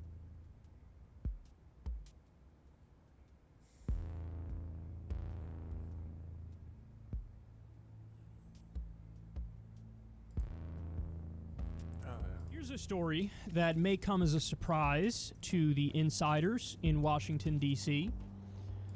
Poll: 1 in 5 voters prefer Sanders for Biden VP pick. 1 in 5. Now, you might say, well, hold on now, that's kind of low. And what's the, I didn't jot down the polling company. I think it's Harris X. Hill Harris X. Although I could be wrong. It's a respected polling company. I know that much. I'm just forgetting which one it is because I didn't jot it down. But anyway, when you go through it, Bernie gets 20%. He's the number 1 choice. He gets more support than anybody else. Now, you could argue, well, yeah, but that's just because of, name recognition. A lot of the other people who they threw in there have, very similar or the same name recognition as Bernie, and Bernie still got more than anybody else. So, I don't know about all that, man. Maybe there's actually something here. So behind Bernie's at 20%, then Warren's underneath Bernie, and then in third, and this is unsurprising given what's happened in the past couple weeks, but Andrew Cuomo is third with 11%. And of course, he's been pumped out there relentlessly because, New York was leading the nation, might still be leading the nation in COVID-19 cases, and so he was kind of hoisted into the national spotlight, and he's been doing these press conferences where he gives people the plans and he talks about the data and all that stuff. And I really think that it's not right that he's being pumped out there more than anybody else, because I would argue that the governor of Washington, Jay Inslee, he did a much better job handling COVID-19 than Andrew Cuomo did. Andrew Cuomo cut Medicaid by billions of dollars during the crisis. So that's devastating. That's terrible. In other ways, you could say maybe he did a decent job, but there are definitely governors like Jay Inslee who did a better job. But because he's getting all the media spotlight now, because it's New York, now all of a sudden he's number 3 on that VP list. He's 11%, number 3. Then comes a tie between Harris and Klobuchar, Kamala Harris and Amy Klobuchar. They both got 10% respectively. Then you have Bloomberg at 8%. I have no idea how this guy managed to get 8%. That's stunning to me because he's bought everything. He bought everything. By the way, he spent over $1 billion. Over $1 billion trying to get elected. And he got Dickie McGee's axe for it. But to him, that's play money. When you're as rich as he is, whatever, doesn't matter. He buy whatever the hell he wants. So blow $1 billion trying to run for president when I could have used that to, put a roof over the heads of homeless people?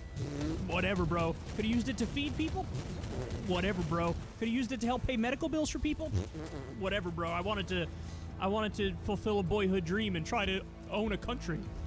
But he got 8% somehow. I don't know how. Then comes Mayor Pete. He got 7%. And then at the bottom, was Gretchen Whitmer, who is the governor of, I believe, Michigan. She's at 3%. She's the daughter of an executive in a for-profit health insurance company. Fits right in there in the Democratic Party. So, number one is Bernie Sanders. And I think what's so frustrating to me about all this is that it's a foregone conclusion that Biden is not going to pick Bernie. And everybody just files that under the duck category. Like, well, obviously, that's not going to happen. That shouldn't be obvious. And in fact, if he wanted to make an important, intelligent, strategic choice, he would pick Bernie. Why? Because it's about ideology.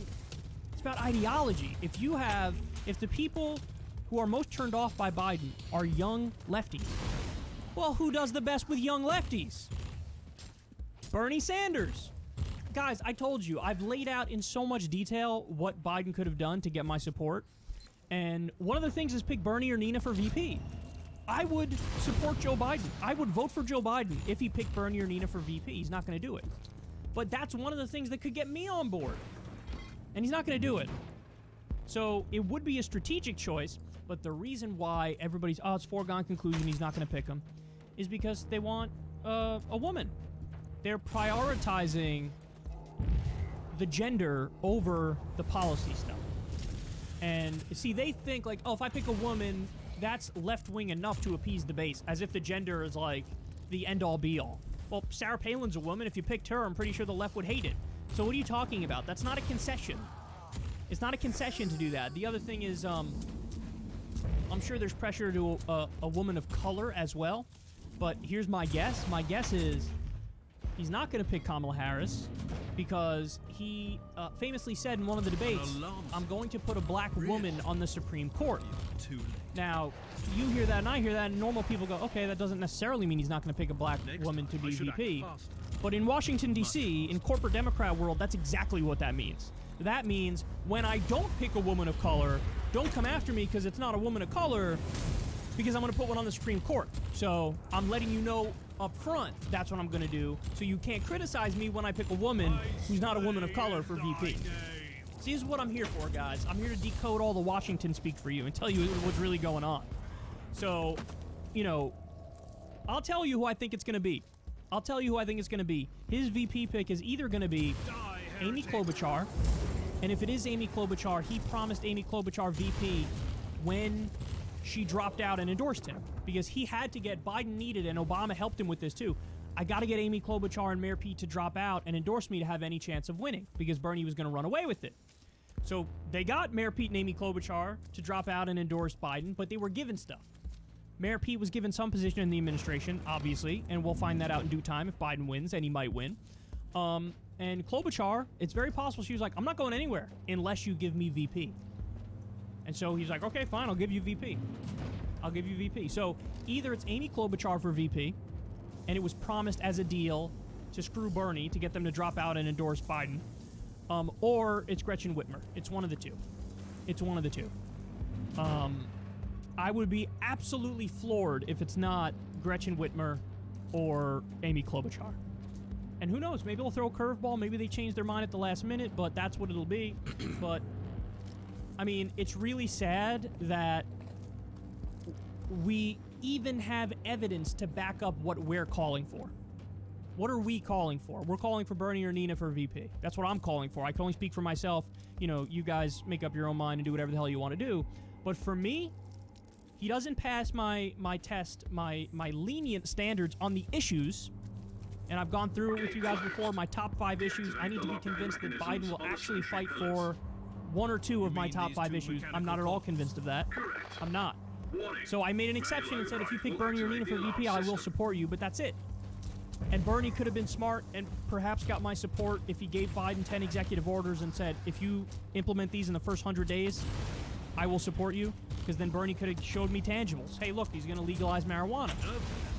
He says, I'll sign the executive order that takes it off as a scheduled substance.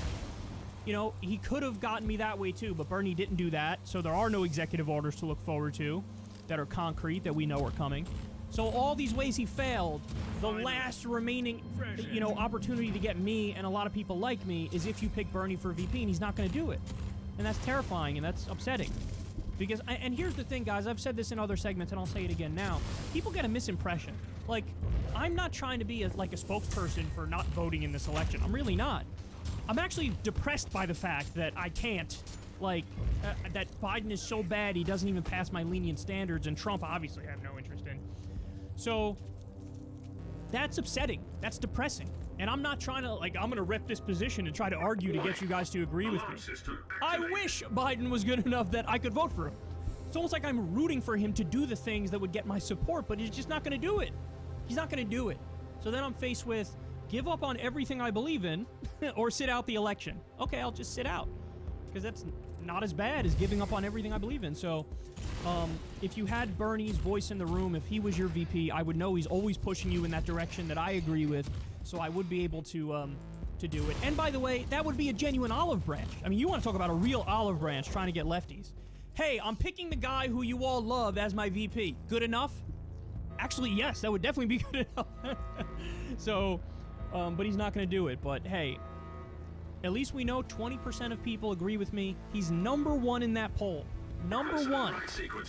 If the Biden campaign was smart, if they weren't so drunk on identity politics and nonsense, then maybe they would consider it and maybe they would do it, and that would make all the difference in the world. But again, I'm not holding my breath because unfortunately it's not going to happen. And that's a shame.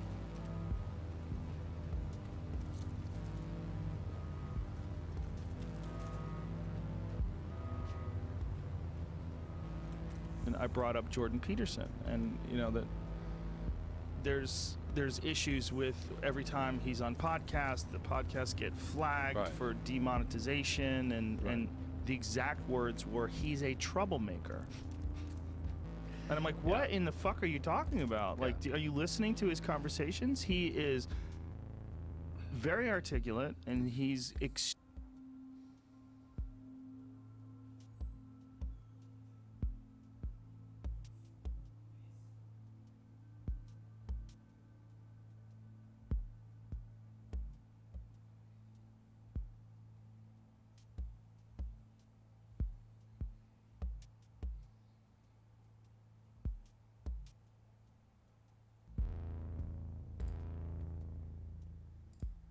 Mitch McConnell, the Senate Majority Leader, is back to his old tricks. He's back to pretending to care about the debt and the deficit. He was on Hugh Hewitt's conservative radio show, and he said the following. Yeah, that's a fact, an indisputable fact, and a 12-day delay when we ran out of money for this popular small business program. The demand was enormous. They wanted to extract other things. Unfortunately, what they wanted to extract the most, I refused to go along with. And the White House backed me up. And that was we're not ready to just send a blank check down to states and local governments to spend any way they choose to. We had a tranche, I don't know if I've ever seen that word before, for them in the first bill, the $2.2 trillion bill. It has to be coronavirus related. And I think we need to have a full debate, not only about if we do state and local, but how will they spend it? But also, we haven't had much discussion about adding $2.7 trillion to the national debt and the way that could indeed also threaten the future of the country. Look, the only solution is ultimately to begin to open up. I was encouraged the White House task force set up phase one. Many governors are now looking at beginning to carefully reopen, and I think that's the only way we can ultimately solve the problem, is to begin the process of getting back to normal. Yeah, but Mitch, here's the problem, man. We can't. There's still a pandemic going on. Now, I'm just like everybody else, and I would love it if we got back to some semblance of normalcy, but you have to understand that when you do that, more people are going to die and more people are going to get sick. More people are going to get the virus. Like, yeah, there's a giant elephant in the room and a reason why we can't just simply, like, well, just go back to normal. Everything will be okay, but it won't be okay. Because stop and think about it. Even if the federal government and the state governments say, all right, everybody go back to normal, you think everybody's going to immediately, agree? Like, oh, I'm sure everything's fine now. No! You're going to have a holdout of at least 20 or 30% of people. By the way, those people are going to be right, because we probably will open up too soon. But 20 or 30% of people were like, are you kidding me? You want me to go to the movie theater? You want me to go to a restaurant? This is what you want me to do? You want me to go to a sporting event? No, I'm not going to put myself in that kind of danger. So the economy, in many ways, is permanently changing. My guess is that any business that has a system set up where you can work from home, you will be working from home from now on. That's my guess. And then there are other industries that really in the long run are just screwed, even with, like I was telling you guys this early on, I would have much rather seen temporary nationalization of the airline industry, for example. Why? Because you give them a giant bailout now, and then still nobody's going to fly. We've had a drop of 90-95% in flights. So what do you think is going to happen? You think that, you know, in a year or two, everything's going to be back to, oh, the demand now for flying is through the roof. No, it's still going to be low. Demon host. So with it still being low, they're going to come back to the government hat in hand in a year or two and say we need another bailout. According to the records, So, you know, it would have been much easier if you just said, listen, we're going to temporarily nationalize it. We're going to take it over. We're going to do payroll, and that's that. But you run the day-to-day, and you don't have to run a profit because it's nationalized, and then you turn it back over when we feel like we're back to any semblance of normalcy, however far that is in the future, when it can be turned back over to private hands. So, but look at what he's saying there. First of all, the federal government, Trump has made this clear many times on a variety of topics too. Like, no, it's not on me. The onus is on the states. The states need to do X, Y, and Z. It's not the federal government's job to do X, Y, and Z. We're going to help as much as we can, but understand, first and foremost, the state should be dealing with this stuff. So they turn around, they say the state and the cities, they respectively, they need to really dive in and fight this problem on their own. Then the states and the cities do it, and then they turn around and go, oh, by the way, you're on your own. Well, you just told them they had to do it. What if they don't have the funding to do it? They're not the federal government. The federal government has basically unlimited funds. They do. They have the ability to kind of do whatever the hell they want. It's because we have a sovereign currency in the United States of America. You don't have sovereign currency in the individual states. So they can't just fire up the money printer and have it go brrr. They can't do that. So they need funds. The states and the cities. And so they jump in, they start fighting back, and then you have Mitch McConnell turn around and go, oh yeah, by the way, I know we told you to go handle it, but now we're telling you that we might not give you any money, and if you're going to go bankrupt, go bankrupt. Oh, god damn it. I mean, that is really evil. But then, of course, the biggest point here is, guys, it was a scam, it was a ruse all along. Mitch McConnell didn't say Dickie McGee's axe about the cost, about the price, about the debt or the deficit. When it came to the multi-trillion-dollar 2017 Republican tax cut bill, it added trillions of dollars to the debt. He didn't say anything against it. He was just like, what do you mean, that's totally fine. I prioritize this, so who cares about the cost? Do it. He never said anything about it when it came to all the wars that he supported. I don't know what I'm talking about. We gotta take out Saddam Hussein, so take him out. Don't worry about the cost. Don't worry about the cost. This is a moral necessity. Why is it not a moral necessity to make sure people don't die of coronavirus? Why is it not a moral necessity to make sure that people could pay their damn bills? We don't have a rent freeze. We don't have a mortgage freeze. We don't have any stimulus checks going out now. We have the one-time payment. We don't have universal basic income. What do you think's gonna happen, Mitch? How is this not a moral necessity? Of course it's a moral necessity. You guys gave $4.5 trillion to corporations. You handed them the keys to the treasury and said, by all means, loot away. You fully implemented corporate socialism. And now you turn around and say, but crumbs for regular people just to get by? Don't tell me. I don't think we can afford it. These guys are such over-the-top corporate hacks, it's stunning. And the Democrats are the worst because they go right along. They go right along, sure, give all the money to the corporations, wonderful. And then they're like, may we please have some crumbs for the workers, please? I really appreciate it. And Mitch McConnell's like, no, the debt's a problem. And what are the Democrats going to do? Okay, thank you, sir. May I have another, please? Can I borrow your stapler? Please tell me more about how the debt is very important and it's very bad and we need to fight it. They're such suckers. They're such... Actually, you know what? Scratch that. They're not suckers. Well, to be fair, the actual lefties are suckers. They are. Sorry, they are. But leadership of the Democratic Party, they're not suckers. They agree with Mitch McConnell.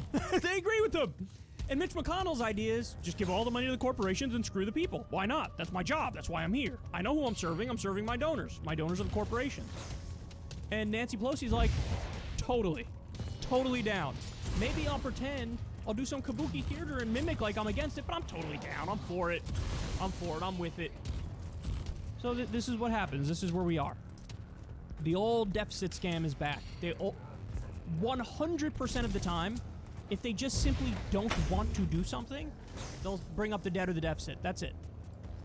They view that as an all-encapsulating argument against it, simply when they don't prioritize something. They don't prioritize healthcare for you. They don't prioritize college for you. They don't prioritize stimulus money, UBI. They don't prioritize that, so they're going to be like, I got money. I don't have money. I can't afford it. I can't afford it, boo. But remember, they never made a peep about it when they were adding trillions to the debt and the deficit, and it was on the things they do prioritize, like endless war and like corporate socialism. So they're not... This is not an honest ideological debate. That's the point. And, you know, if you want to say, hey, with a principled person, it is, like, you know, maybe Ron Paul and I would have an actual debate as to how bad deficit spending is, and is the debt inherently bad? Like, do we really need to balance the budget? I could probably have an actual discussion with Ron Paul on that, because Ron Paul is principled and he actually cares about that. But these guys, Mitch McConnell, Nancy Pelosi, they don't care. These are just the arguments they trot out because they're convenient at the time for what they want to do. He has no real concern about the deficit, or he wouldn't have added trillions to it with that tax cut law, and he wouldn't have added trillions to it with the bailout of the corporations and the corporate socialism they just implemented. So, it's not a real debate. They're charlatans, they're frauds, and they're playing all of you for suckers, and I would hope that at the very least, the true left-wing lawmakers would wake up and throw around their weight and start making noise. Because whether it's Nancy Pelosi or Chuck Schumer or any of them, they're TFG, man. They're too far gone. They are fully corporatist. And if you understand that what they're doing is evil and wrong and bad, maybe you should say something about it, and maybe you should do something about it.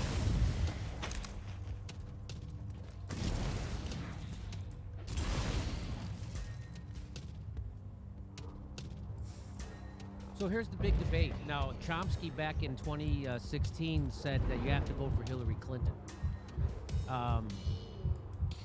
because he does the lesser of two evil voting.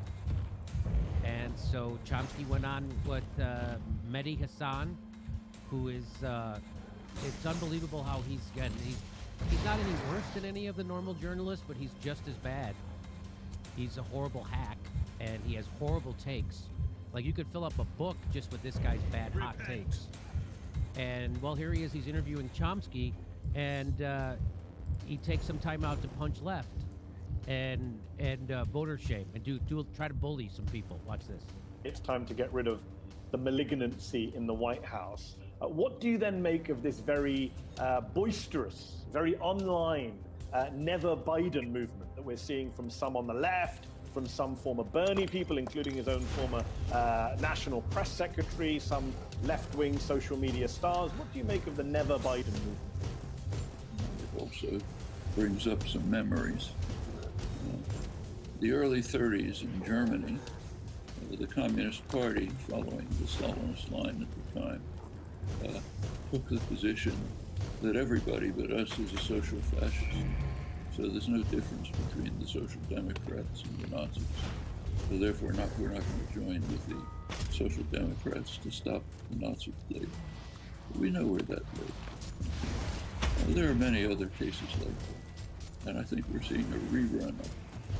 So let's take the position, never Biden. I'm not going to vote for Biden. But there is such a thing. There's a thing called arithmetic. Can debate a lot of things, but not arithmetic. Failure to vote for Biden in this election in a swing state amounts to voting for Trump. Takes one vote away from the opposition, same as adding one vote to Trump. So if you decide... That's just so ridiculous. For instance, if Jill Stein wasn't on the ballot in 2016, I wouldn't have voted. What you have in So your that's not a possession vote for is the a other special person. tool that Uther Tiberius You know, the biggest designed voting for his bloc in grand America are the project. people who don't vote. Psychoactive cards that can allow communication through vision. That's the biggest voting bloc in America, the people who don't Uther's vote. tarot is quite different So, from the Emperor's tarot. both If I in go out and I vote symbolism third and party, craftsmanship. that's not a But vote for it is Trump You must talk or me a vote through for it, someone but I get- else. I don't know if you know how voting works, but your vote for the person, that's the person that gets your vote. Now, if you want to change the system and make it a ranked choice voting system, I'm all for that too. Guess who's not for that? The Democrats. Guess who's not for it? Joe Biden. Guess what he gets then? He gets to lose again. And I love this, but this whole, I'm going to break down all of his bad logic here in a second, but we'll keep going. You want to vote for the destruction of organized human life on Earth, for the sharp increase in threat of nuclear war, for stuffing the judiciary with. He's just making this stuff up. He's just making that. We're going to increase the likelihood of a nuclear war. Yeah, you know why? Because the Democrats have McCarthy red-baited the president and attacked him from the right nonstop for 4 straight years. It's the Democrats who wanted Trump to be more bellicose and saber-rattling with the Russians, not the Republicans. It was the Democrats. So this whole logic is just backwards. Young lawyers who will make it impossible to do anything for a generation, then do it openly. Okay, say, yeah, that's what I want. But that's the meaning of never Biden. So, if we're concerned about the rise of Nazism, maybe we should talk about the fact that propping up the two-party duopoly for 40 straight years, doing his non-voting strategy, that's what this is. This is a non-strategy. His idea to do exactly what Hillary Clinton and the Center for American Progress and Chuck Schumer and Nancy Pelosi want you to do and all their donors want you to do, he's doing it. He's saying, yeah, the Pied Piper theory works. Trump is so horrible, we have to vote for someone who's equally horrible. And by the way, Joe Biden is to the right of Donald Trump. Just so you know, when it comes to war, Joe Biden's to the right of Donald Trump. When it comes to health care, Joe Biden's to the right of Donald Trump. So this idea that voting for Joe Biden is some difference. Let's keep doing this failed voting strategy. that got so every time you do the lesser of two evil, you know, you move a little. The Democratic Party moves to the right, and then it keeps moving to the right, and now the Democratic Party is a full-blown party of war and Wall Street. Full-blown, and fossil fuels. Barack Obama bragged that they got more fossil fuels out of the earth during his presidency than any other time. This idea that there's a difference. Barack Obama bombed Muslims for 8 straight years, which is why there were Muslim refugees, Arab refugees at our airports. This idea, this is just a crazy idea. This idea that somehow this voting for a Republican over Joe Biden Correct. is Wait, the equivalent of I will voting need- for a Nazi over a good person. That's not your choice. You have a choice of 2 Nazis. You don't. Joe Biden is the guy who took away our civil liberties. Joe Biden is the guy who helped explode our prison population. Joe Biden is the guy who helped deregulate Wall Street. Joe Biden is the guy who helped cut the legs out from underneath unions. Joe Biden is the guy who made it harder for poor people in dire circumstances, in the most vulnerable times in their life, to not be able to declare bankruptcy. Joe Biden did that. Joe Biden kicked 5.1 million families out of their house that last time there was a recession. This idea is just made up. This is just making it up. So what he's saying, if only we would have had an old segregationist with a rape allegation, dementia, and a 40-year history with enough skeletons in his closet to decorate for a Halloween party, then we could have stopped Hitler. That's all you needed back then? You needed a segregationist with a rape allegation, dementia, and a 40-year history with enough skeletons in his closet to decorate a Halloween party. Then you could have stopped Hitler? It's nuts. You want to see who Joe Biden is? Joe Biden, the U.S. this is from CNN.com during Joe Biden's term as vice president. The U.S. is running out of bombs to drop. The U.S. Air Force has fired off more than 20,000 missiles and bombs since the U.S. bombing campaign against ISIS began 15 months ago, and they ran out of bombs. That's Joe Biden. Joe Biden make the banks bigger. Joe Biden took us from 2 wars to 7. Joe Biden opened the Arctic to drilling whenever Shell Oil asked. Joe Biden let him put fracking pipes all the way underneath this country after they repealed the legislation that said you can't export fossil fuels. Joe Biden did that. This is the guy you're saying that's going to stop the Nazis? This is the guy. Joe Biden is? Joe Biden is a terrorist. How? Let me put it a little clearer for you. George W. dropped 70,000 bombs in 5 countries. Barack Obama, 100,000 bombs in 7 countries. He bombed more than George Bush. So who's the lesser of two evils? Who's the lesser of two evils? He kicked 5.1 million people out of their house, dropped 100,000 bombs in 7 countries. He didn't kick anybody out of their house. He dropped 70,000 bombs in 5 countries. Who's the lesser of two evils? Donald Trump has dropped at least 73,000 bombs so far. So, and of course, Julian Assange in prison for revealing all their war crimes. You want to know about Joe Biden, Noam Chomsky? It's just amazing. That's crazy. And you know, Mehdi's probably wetting himself that there's something he and Chomsky agree on because it probably will never happen again. I wonder if Mehdi realizes he won't be able to use this for his MSNBC audition reel because they still don't book Chomsky at MSNBC. Even when he says vote Biden. They don't book Chomsky at MSNBC.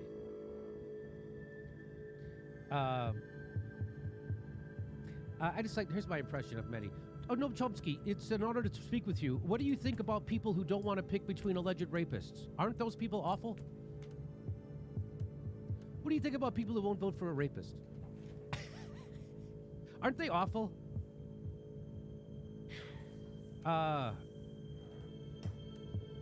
If Joe Biden is a social democrat, then Dick Cheney is a moderate. How about that? Uther's tarot is showing me a vision of the martyr. I'd been expecting it. I like how he says, what do you think of the Never Biden movement? He says to, let's listen to it. Let's listen to it again. It's time to get rid of the malignancy in the White House. What do you then make of this very boisterous, very online, Never Biden movement that we're seeing from some on the left? Where the taint of the other world trickles through. Oh, he says it. Some on the left. The martyr is one of these places. What do you think of the Never Biden movement? Me to this that's basically what I call anyone who unfollows me on Twitter. By the way, Mehdi has me blocked because I pointed out he was lying about the martyr has been drifting in the warp for millennia. I the busted his ass on Twitter. I was like, oh, really? You're saying this? Has become an enigma were calling critics I need to solve. Of the American policy in Syria. You're calling them Assad apologists. And now you're upset that somebody's calling you an Assad apologist. Isn't that weird? And they blocked me. That's Mehdi. He's as white as they come. Which is why you got to drop at the intercept. I've been hunting relentlessly for the martyr since I pledged myself to this cause. Really driven by my sacred oath, I've been roaming the Caligari sector for decades.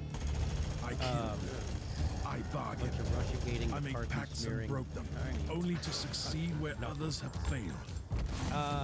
And I love how neoliberals now are pointing to Chomsky. And look, listen to Chomsky. I'm still paying the price for my curiosity. But listen to him when he's wrong. I have lost so much. That's what they'll tell you. I have lost my neoliberals thinking they understand Chomsky because of this one take are like people who think they know the Beatles because they heard that one song. Nurgle and the failed experiments of Uther Want to know who else Joe Biden is? No, but Chomsky? I must prevail. All you need to know, Biden is reportedly weighing billionaire Michael Bloomberg and Jamie Dimon for his cabinet post.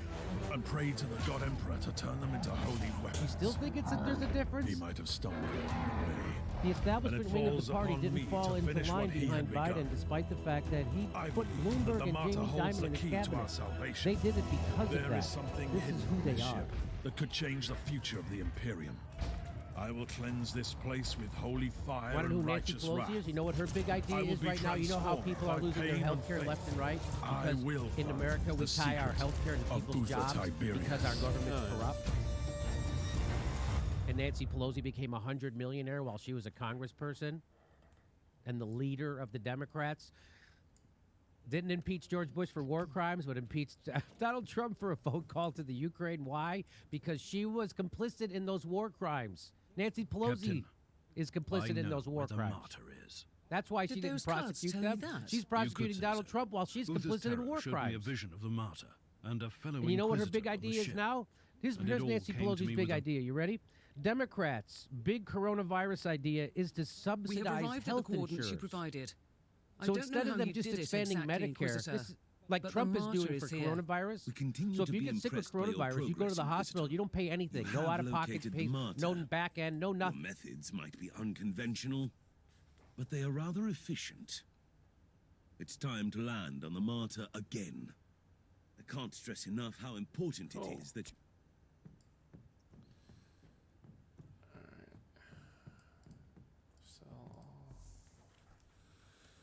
No, no, no, no, no.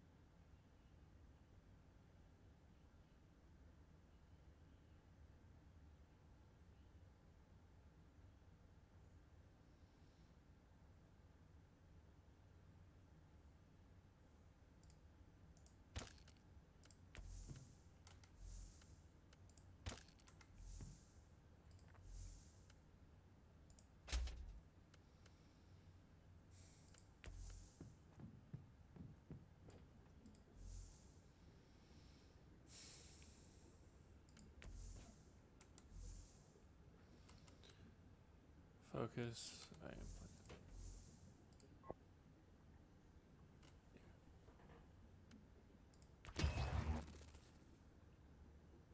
Fear, heat damage bonus. Yeah. Yeah. That's good.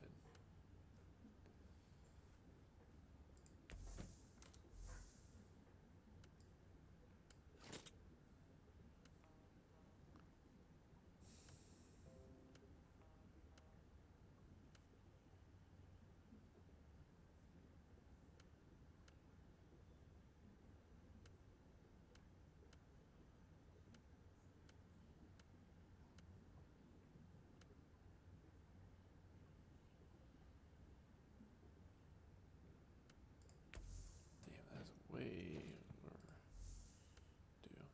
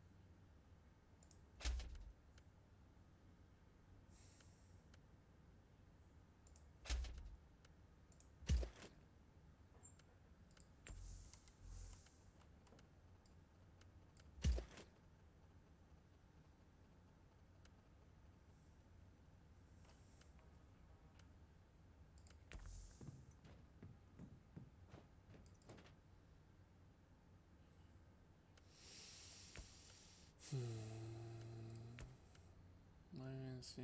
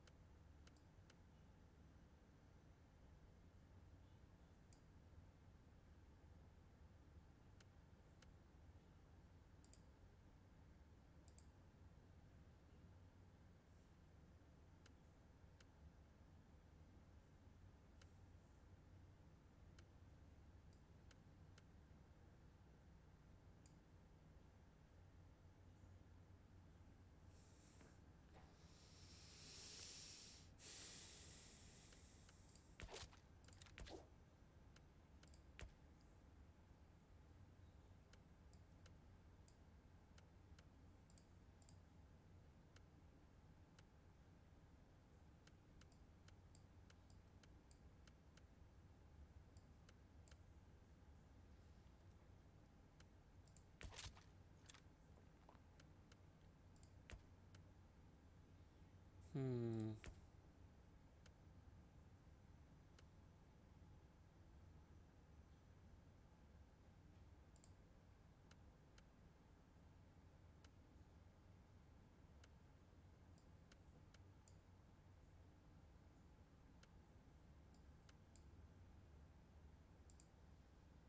No. Yeah.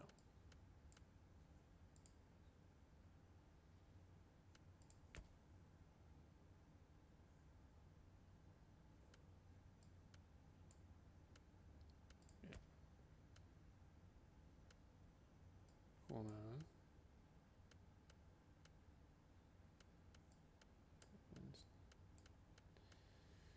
Vulnerability. Or.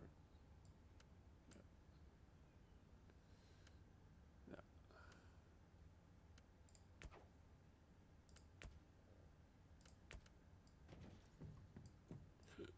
No.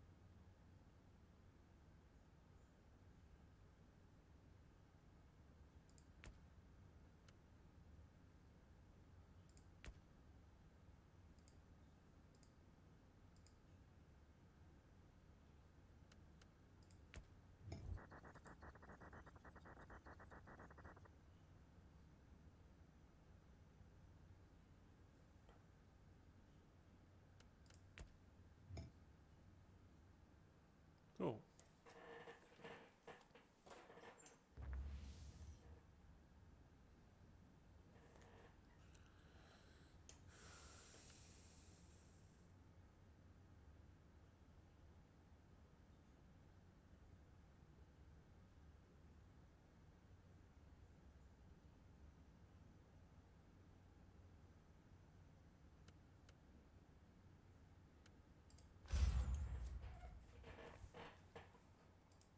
Thing, they no prescript. They take care of it for you until you're healthy, and the government pays the hospital right through the Medicare system. Nancy Pelosi's big idea is no. When people lose their jobs, we'll pay for their COBRA. That's what her idea is.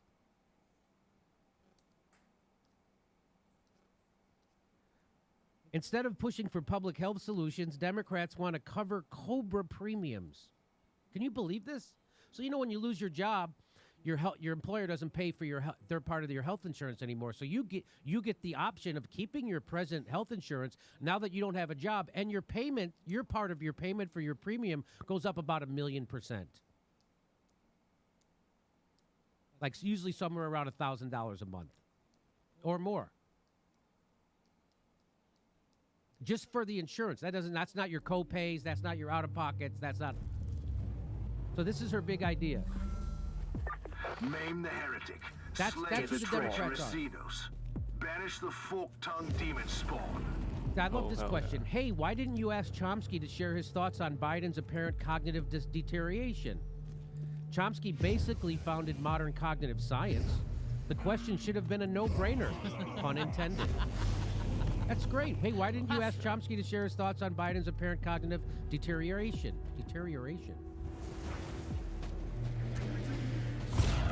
You got the guy who's the father of modern cognitive science. A fun exercise is to look at what Chomsky has said about past Republican candidates. Oh, really? I wonder what he said. Turns out that every one of them is an unprecedented emergency that demands a lesser of two evil votes. Romney, for example, was going to start a nuclear war. That's what he says. He just said it again, nuclear war. Even though it was Barack Obama who dedicated $1 trillion to upgrade our nuclear arsenal.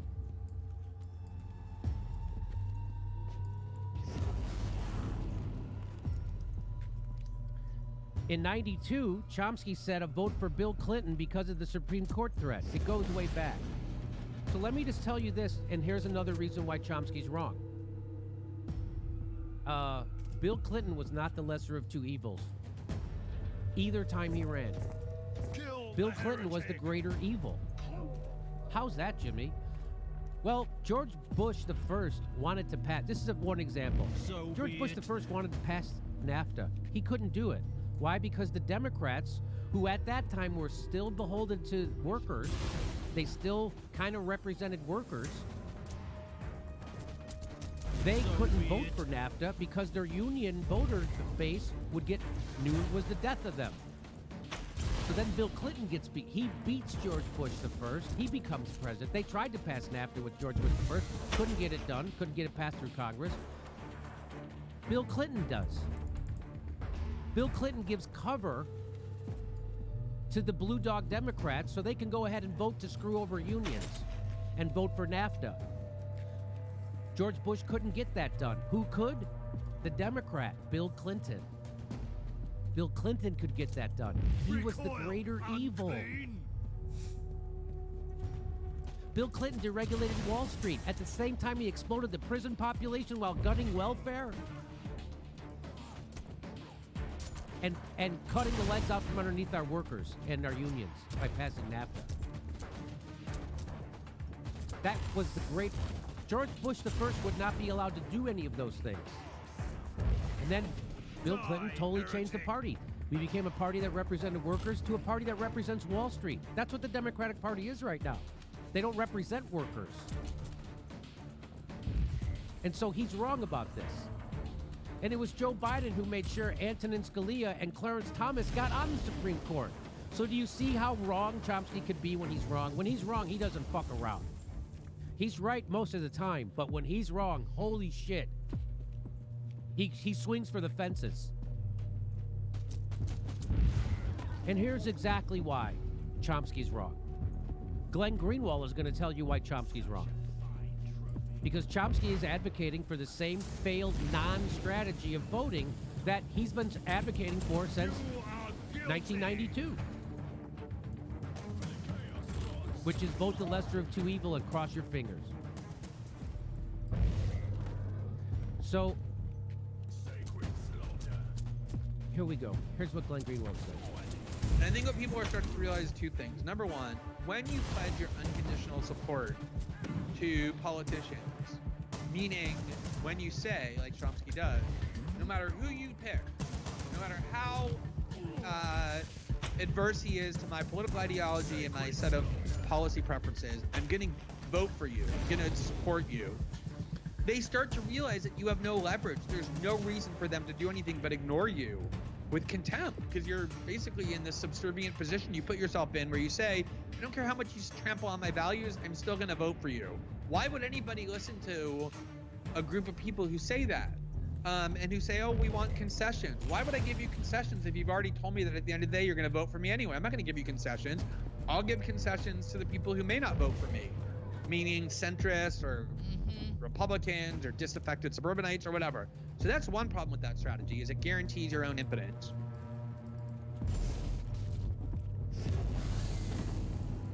Chomsky's advocating for that. And Chomsky's idea is we could influence Biden more. You want to see Joe Biden telling you how much he cares about influence? Because he knows he's in with the donor class. He'll never lose his race in that small state, Delaware.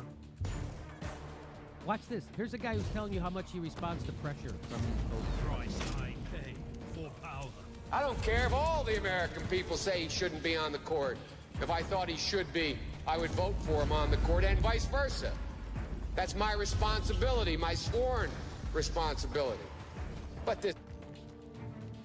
That was the guy who helped Clarence Thomas and Antonin Scalia get on the court. That's that guy. Chomsky said you got to vote Clinton because of the Supreme Court in '92. I'm sure he said it. He said it here today. Here's Joe Biden telling you how well that works. No shit.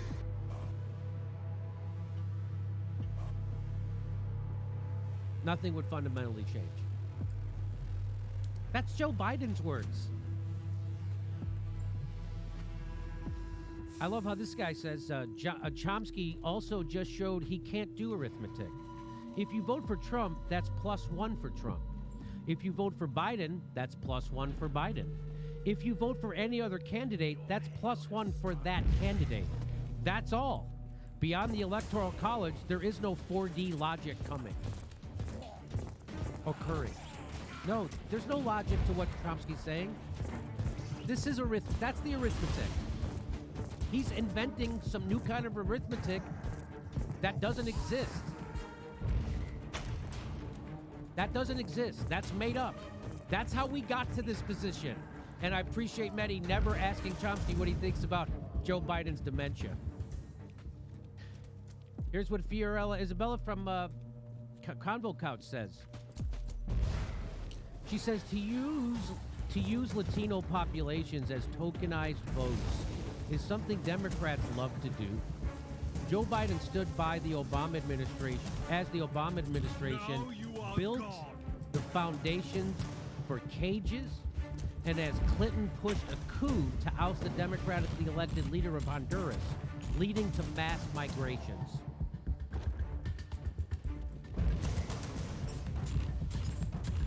It's hilarious.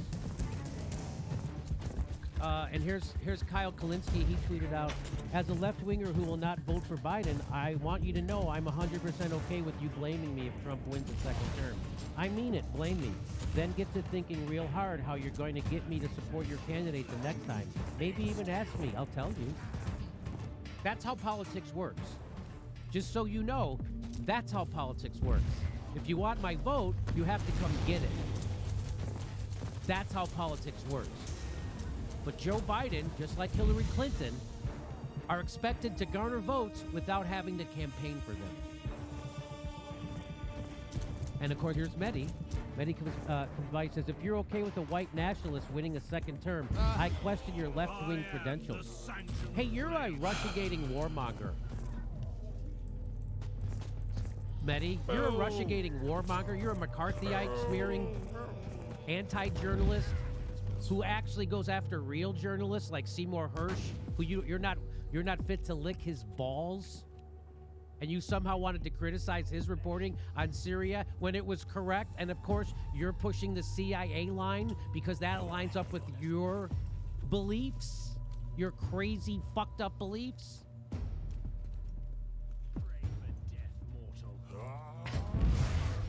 He says, if you're okay with a white nationalist winning a second term, I question your you're going to question someone's left-wing credentials? You phony. Such a phony lefty. And of course, Joy Reid joins him. That's the company Mehdi keeps. Joy Reid, just so you know. And Mike Figueredo says, hey folks, wish my friend Mehdi Hassan luck. He's currently auditioning for a job at MSNBC. They noticed him, and I think they like him. Rooting for you, bud.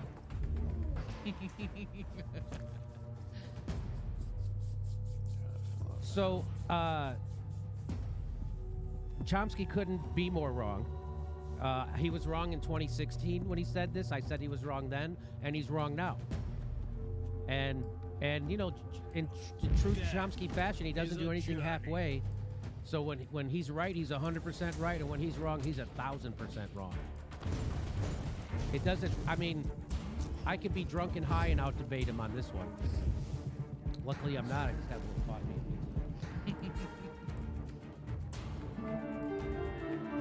Hey, this is the part where I tell you where our live shows are, but there aren't any. And then I would tell you to go join our premium, but nobody has a fucking job. So why don't you just enjoy the video?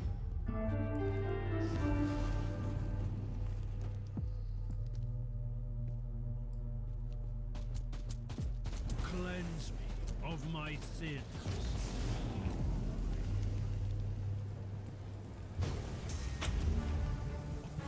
All that stuff, gassing immigrants at the border. Now we're all going to become aware of it. Well, the Democrats spent 3 years doing frickin' Russiagate, so they didn't ever oppose him on that stuff, and they let him keep doing it.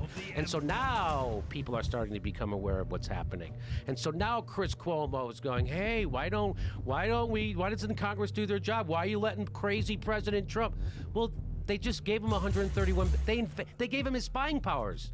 Again, through the Patriot Act. This guy who's working for Putin, you're gonna give him spying powers? You fucking bullshitter.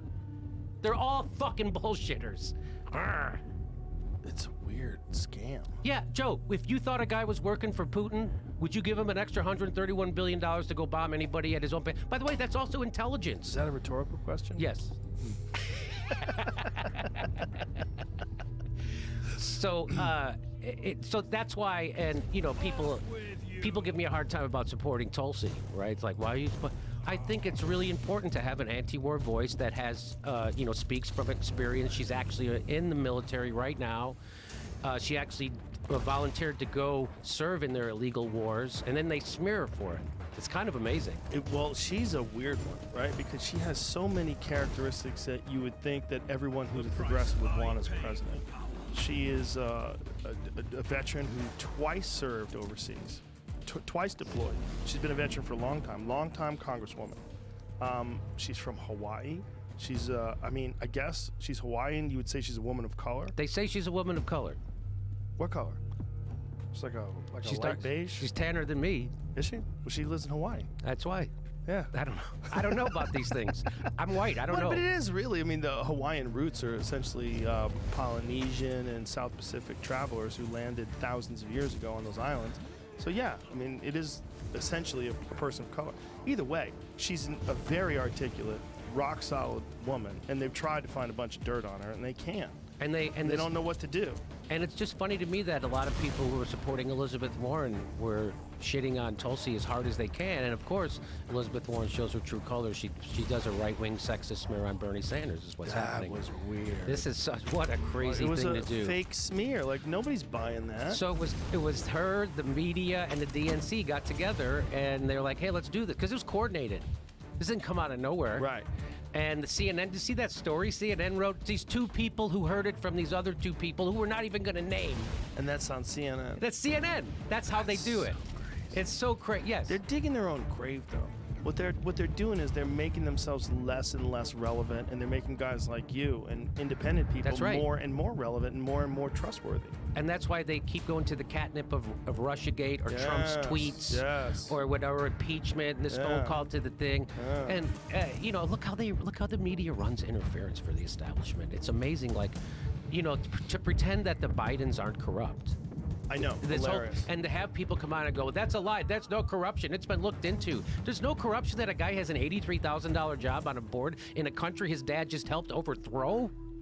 What are you, fucking crazy? That seems like it might be a little corrupt. Well, the conversation where he tells the prosecutor that if he's not gone, you don't get the $1 billion. Right. What do you know? They fired the guy. Right. Like, you saw that video. So yeah, I saw that video, but their defense to that is they're saying, but that prosecutor was corrupt, and the next guy was even more tougher of an investigator. But that guy was investigating Burisma at the time. Yeah. And that guy did say later, that guy who got fired said, I got fired because I was investigating Burisma. He said that in a court document. So, believe me, they're all. Why didn't they impeach Trump on the emoluments clause? Why didn't they do that? Why did they do it on this What's bullshit? The emoluments clause? So that's him benefiting off his position in government. It's because they all do it. Right. Why do you think? Because it would bring up everything. It would have to. That's right. Hey, Hillary Clinton. I mean, Chelsea Clinton just got a $9 million job for. She deserves it. Oh my God, she did. She did. She's the best. And people are saying that. People are saying, what's wrong with the woman using her degree? She has 3 degrees. I wonder how she was able to afford those 3 degrees. I wonder, she overcame all those obstacles? Did she? She did. You know what I mean? Yeah. So they're all corrupt. That's the story, and that's why we have Donald Trump clinging to this system. That's why we don't have a functioning medical system or a functioning banking system, because Barack Obama was paid off by the health insurance companies and the Wall Street banks, and that's not me saying that. That's Dylan Ratigan, award-winning Bloomberg reporter, says that. How'd they pay him off? Well, he has I don't know if you noticed, he just bought a house at Martha's Vineyard from the guy who owns the Celtics. But he sells hats. He has 49 acres. He's got a lot of money. 49, that's more acres than Kevin Hart. Wow. That's a lot of acres. That is a lot of acres. Yeah, that's the guy who's a community organizer. I guess it was a gated community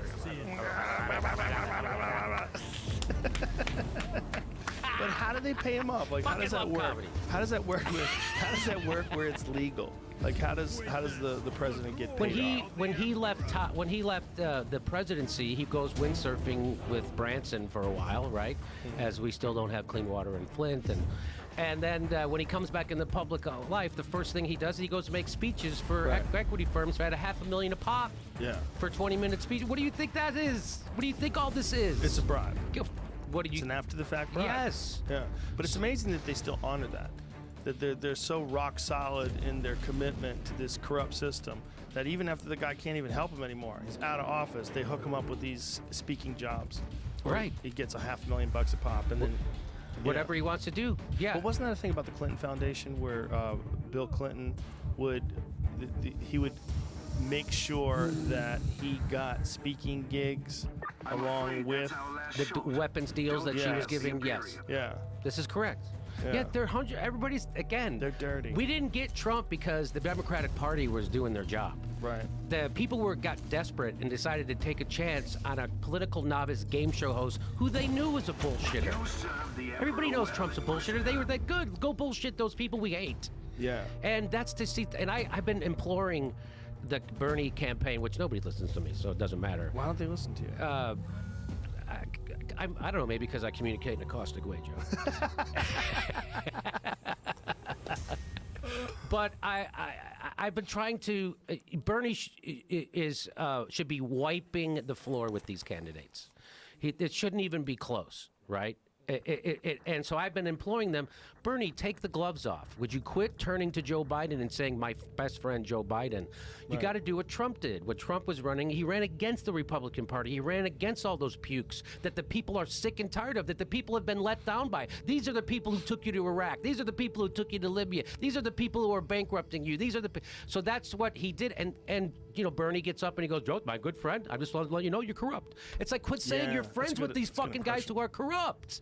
Quit he could land it. He should turn, and I've been begging. He came close in the last debate. He kind of came. Do it in his voice. Tell what she said. I'm not good at impressions. You're pretty Mike good. McRae is the best, but you got right there. That was a pretty good one. Joe Biden, the reason why you can't understand how Medicare for All works is because you're corrupt, and you're paid not to understand. And we're going to get rid of your brand of corruption when I'm president. Whoa. Because you're the problem. Oh my God. People would go crazy? The place would go fucking crazy. Then Elizabeth Warren would stand up for Joe Biden and call him a sexist piece of shit. That's right.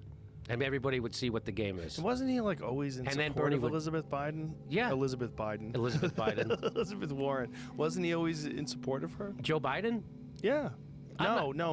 Bernie Sanders. Yeah, Bernie was always in support of Warren. Yes, so Elizabeth Warren was like, hey, Bernie's policies are pretty popular. I'll pretend like they're mine. Yeah. Well, she was a Republican. People forget that. Up until she was 47 years old. Yeah. Right? People forget that. Yeah. While Bernie was running around telling people that a woman could be president, she was still a Republican. Yes. FYI. Yeah. So it's amazing that, you know, it's like, if anybody going to vote for Elizabeth Warren over Bernie, it's like vaping. That's what I say. It's like, just smoke the real thing. There's a real thing. Right? Well, there's a lot of people out there that still just want a woman president. That's right. Yeah. And I understand that, but you can't let identity trump policy. You gotta, you know, that's what identity politics. Well, we're gonna have a woman who's not as good as a guy, or we'll have a woman who could be. It's like, no, you're supposed to marry them together. You know, you can't just because of her identity. That's not good. You know, Trump's gonna torture her. If she makes it, if she becomes the nominee, She that folded. Pocahontas shit, She she's couldn't never. handle Meghan McCain the other day Yeah. on The View. Did you see that? How Meghan McCain twisted her into a pretzel to get her to say Soleimani was a terrorist? It was unbelievable the way she did. Did she really? Why don't you say he's a terrorist, though? Well, and then she does do it, that. do it, but puff your cheeks out. No? How do you get away with shit? What do you mean? What did I do? I don't know. I'm just saying. I said puff your cheeks out. Is that Well, a problem? I don't. Are we supposed to pretend she's not fat? Who? Who are we talking about? Who are we talking about? Have you ever seen Tim Dillon do his version of Meghan McCain? No. Oh, I'm gonna get you something beautiful right now. Oh, really? I'm gonna show you something Oh, amazing. So there's this tape somebody put together of Meghan McCain saying "my father." Have you seen that one where she says it over and Yes, over and over? yes. So I was in Ventura, California. I was playing that clip, like as a joke, like we were all gonna laugh. There was almost a fucking riot at my show. They got People mad at made you? me stop playing it. They didn't want to see it. So at first, I thought they were like cheering because they cheer often at my show, Right. and then I'm like, oh no, they're screaming. Oh, Ventura's a sketchy spot. And I had to. Ventura's like, why? You know, it's one of them Torrance places. Like, what are you? What are you doing here? Watch this. Play it from the beginning and give me some volume. Okay, play it. Here, watch this. This is Tim Dillon. Before my father died, I had a baby with him, and it will be raised in captivity. It'll be raised privately to be the greatest politician that has ever lived. My name is Meghan McCain, and I'm on a news show called The View. And Donald Trump, that fucking riverboat casino captain, is talking shit about my father again. My father was tortured for 100 years for this fucking country, and he came back and he started 7 wars because he's a gentleman. Fuck you, Trump. I'm gonna wear my father's skin mask, and I'm gonna primary Trump from the right. Come on The View, bitch. If you're that tough, come on The View. You want it, Alessandro Ocasio-Cortez? You want this shit? You wanna fuck these tits, Trump? You wanna fuck these tits? No, you don't. You wanna suck cock. But I won't fuck you because the only person I'll fuck is Daddy. I'll fuck his corpse. I'll fuck Daddy's corpse.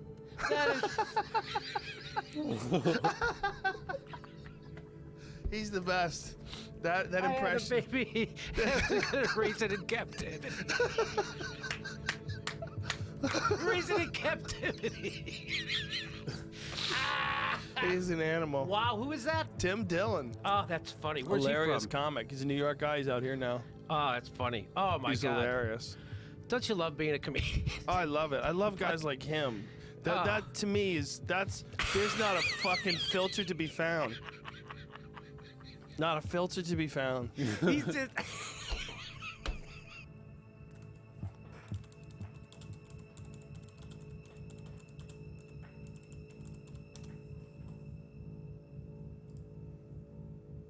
Before my father died, I had a baby with him, and it will be raised in captivity. It'll be raised privately to be the greatest politician that has ever lived. My name is Meghan McCain, and I'm on a news show called The View. And Donald Trump, that fucking riverboat casino captain, is talking shit about my father again. My father was tortured for 100 years for this fucking country, and he came back and he started 7 wars because he's a gentleman. Fuck you, Trump. I'm gonna wear my father's skin mask, and I'm gonna primary Trump from the right. Come on The View, bitch. If you're that tough, come on The View. You want it, Alessandro Ocasio-Cortez? You want this shit? You wanna fuck these tits, Trump? You wanna fuck these tits? No, you don't. You wanna suck cock. But I won't fuck you because the only person I'll fuck is Daddy. I'll fuck his corpse. I'll fuck Daddy's corpse.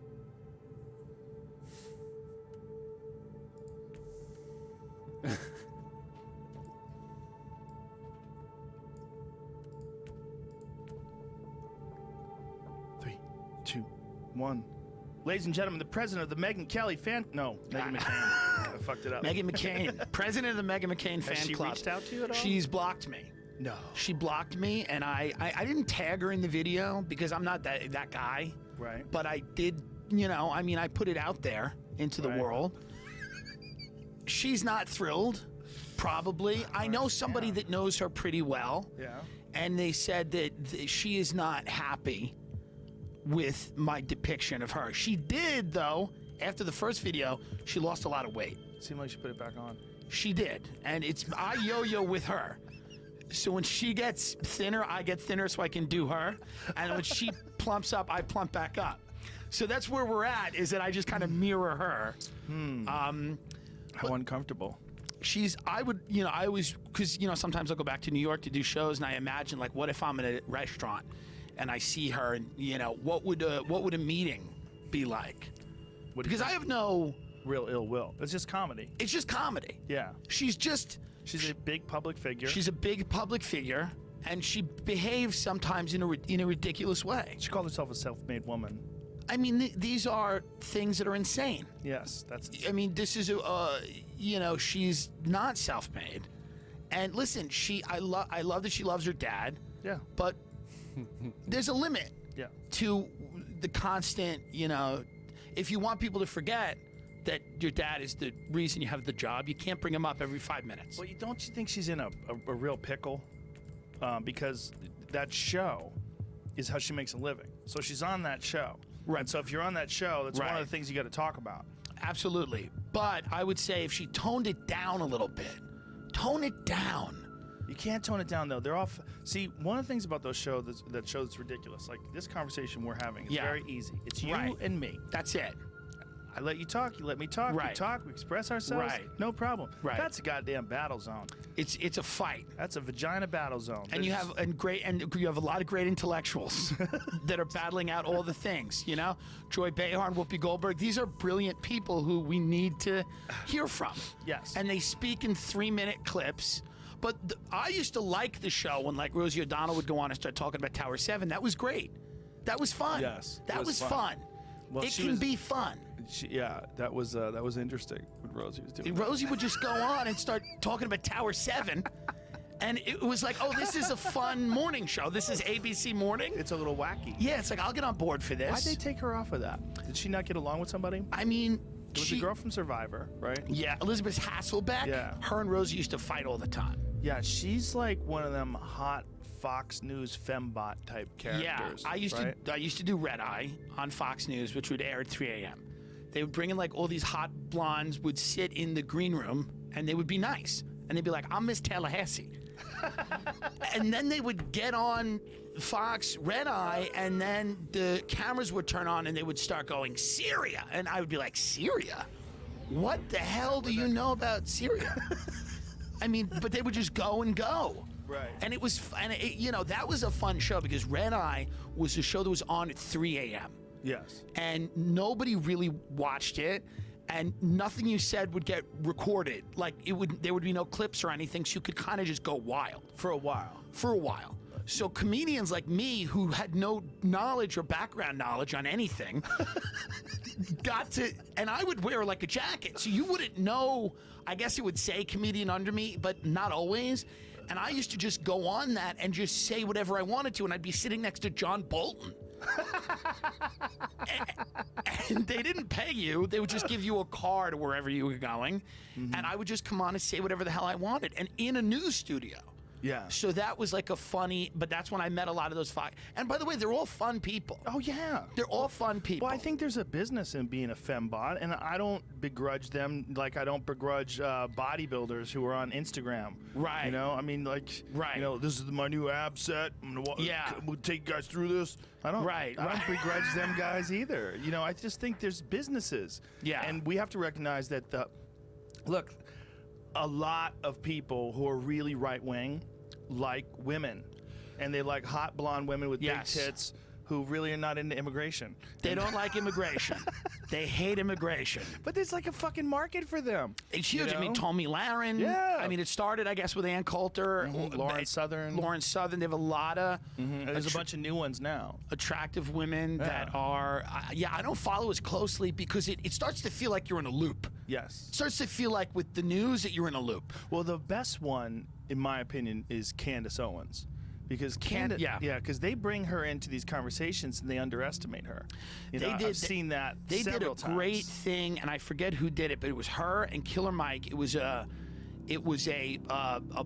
panel that maybe P. Diddy sponsored or something, and it was a panel with thought leaders in the black community, and she was on it. Killer Mike was on it. It was one of the girls from Black Lives Matter. And it was a really interesting conversation. Candace is very smart. Oh, she's very smart. I don't agree with her on some of the things she says, but she's very intelligent. Here it is. Yeah. Killer Mike adds content.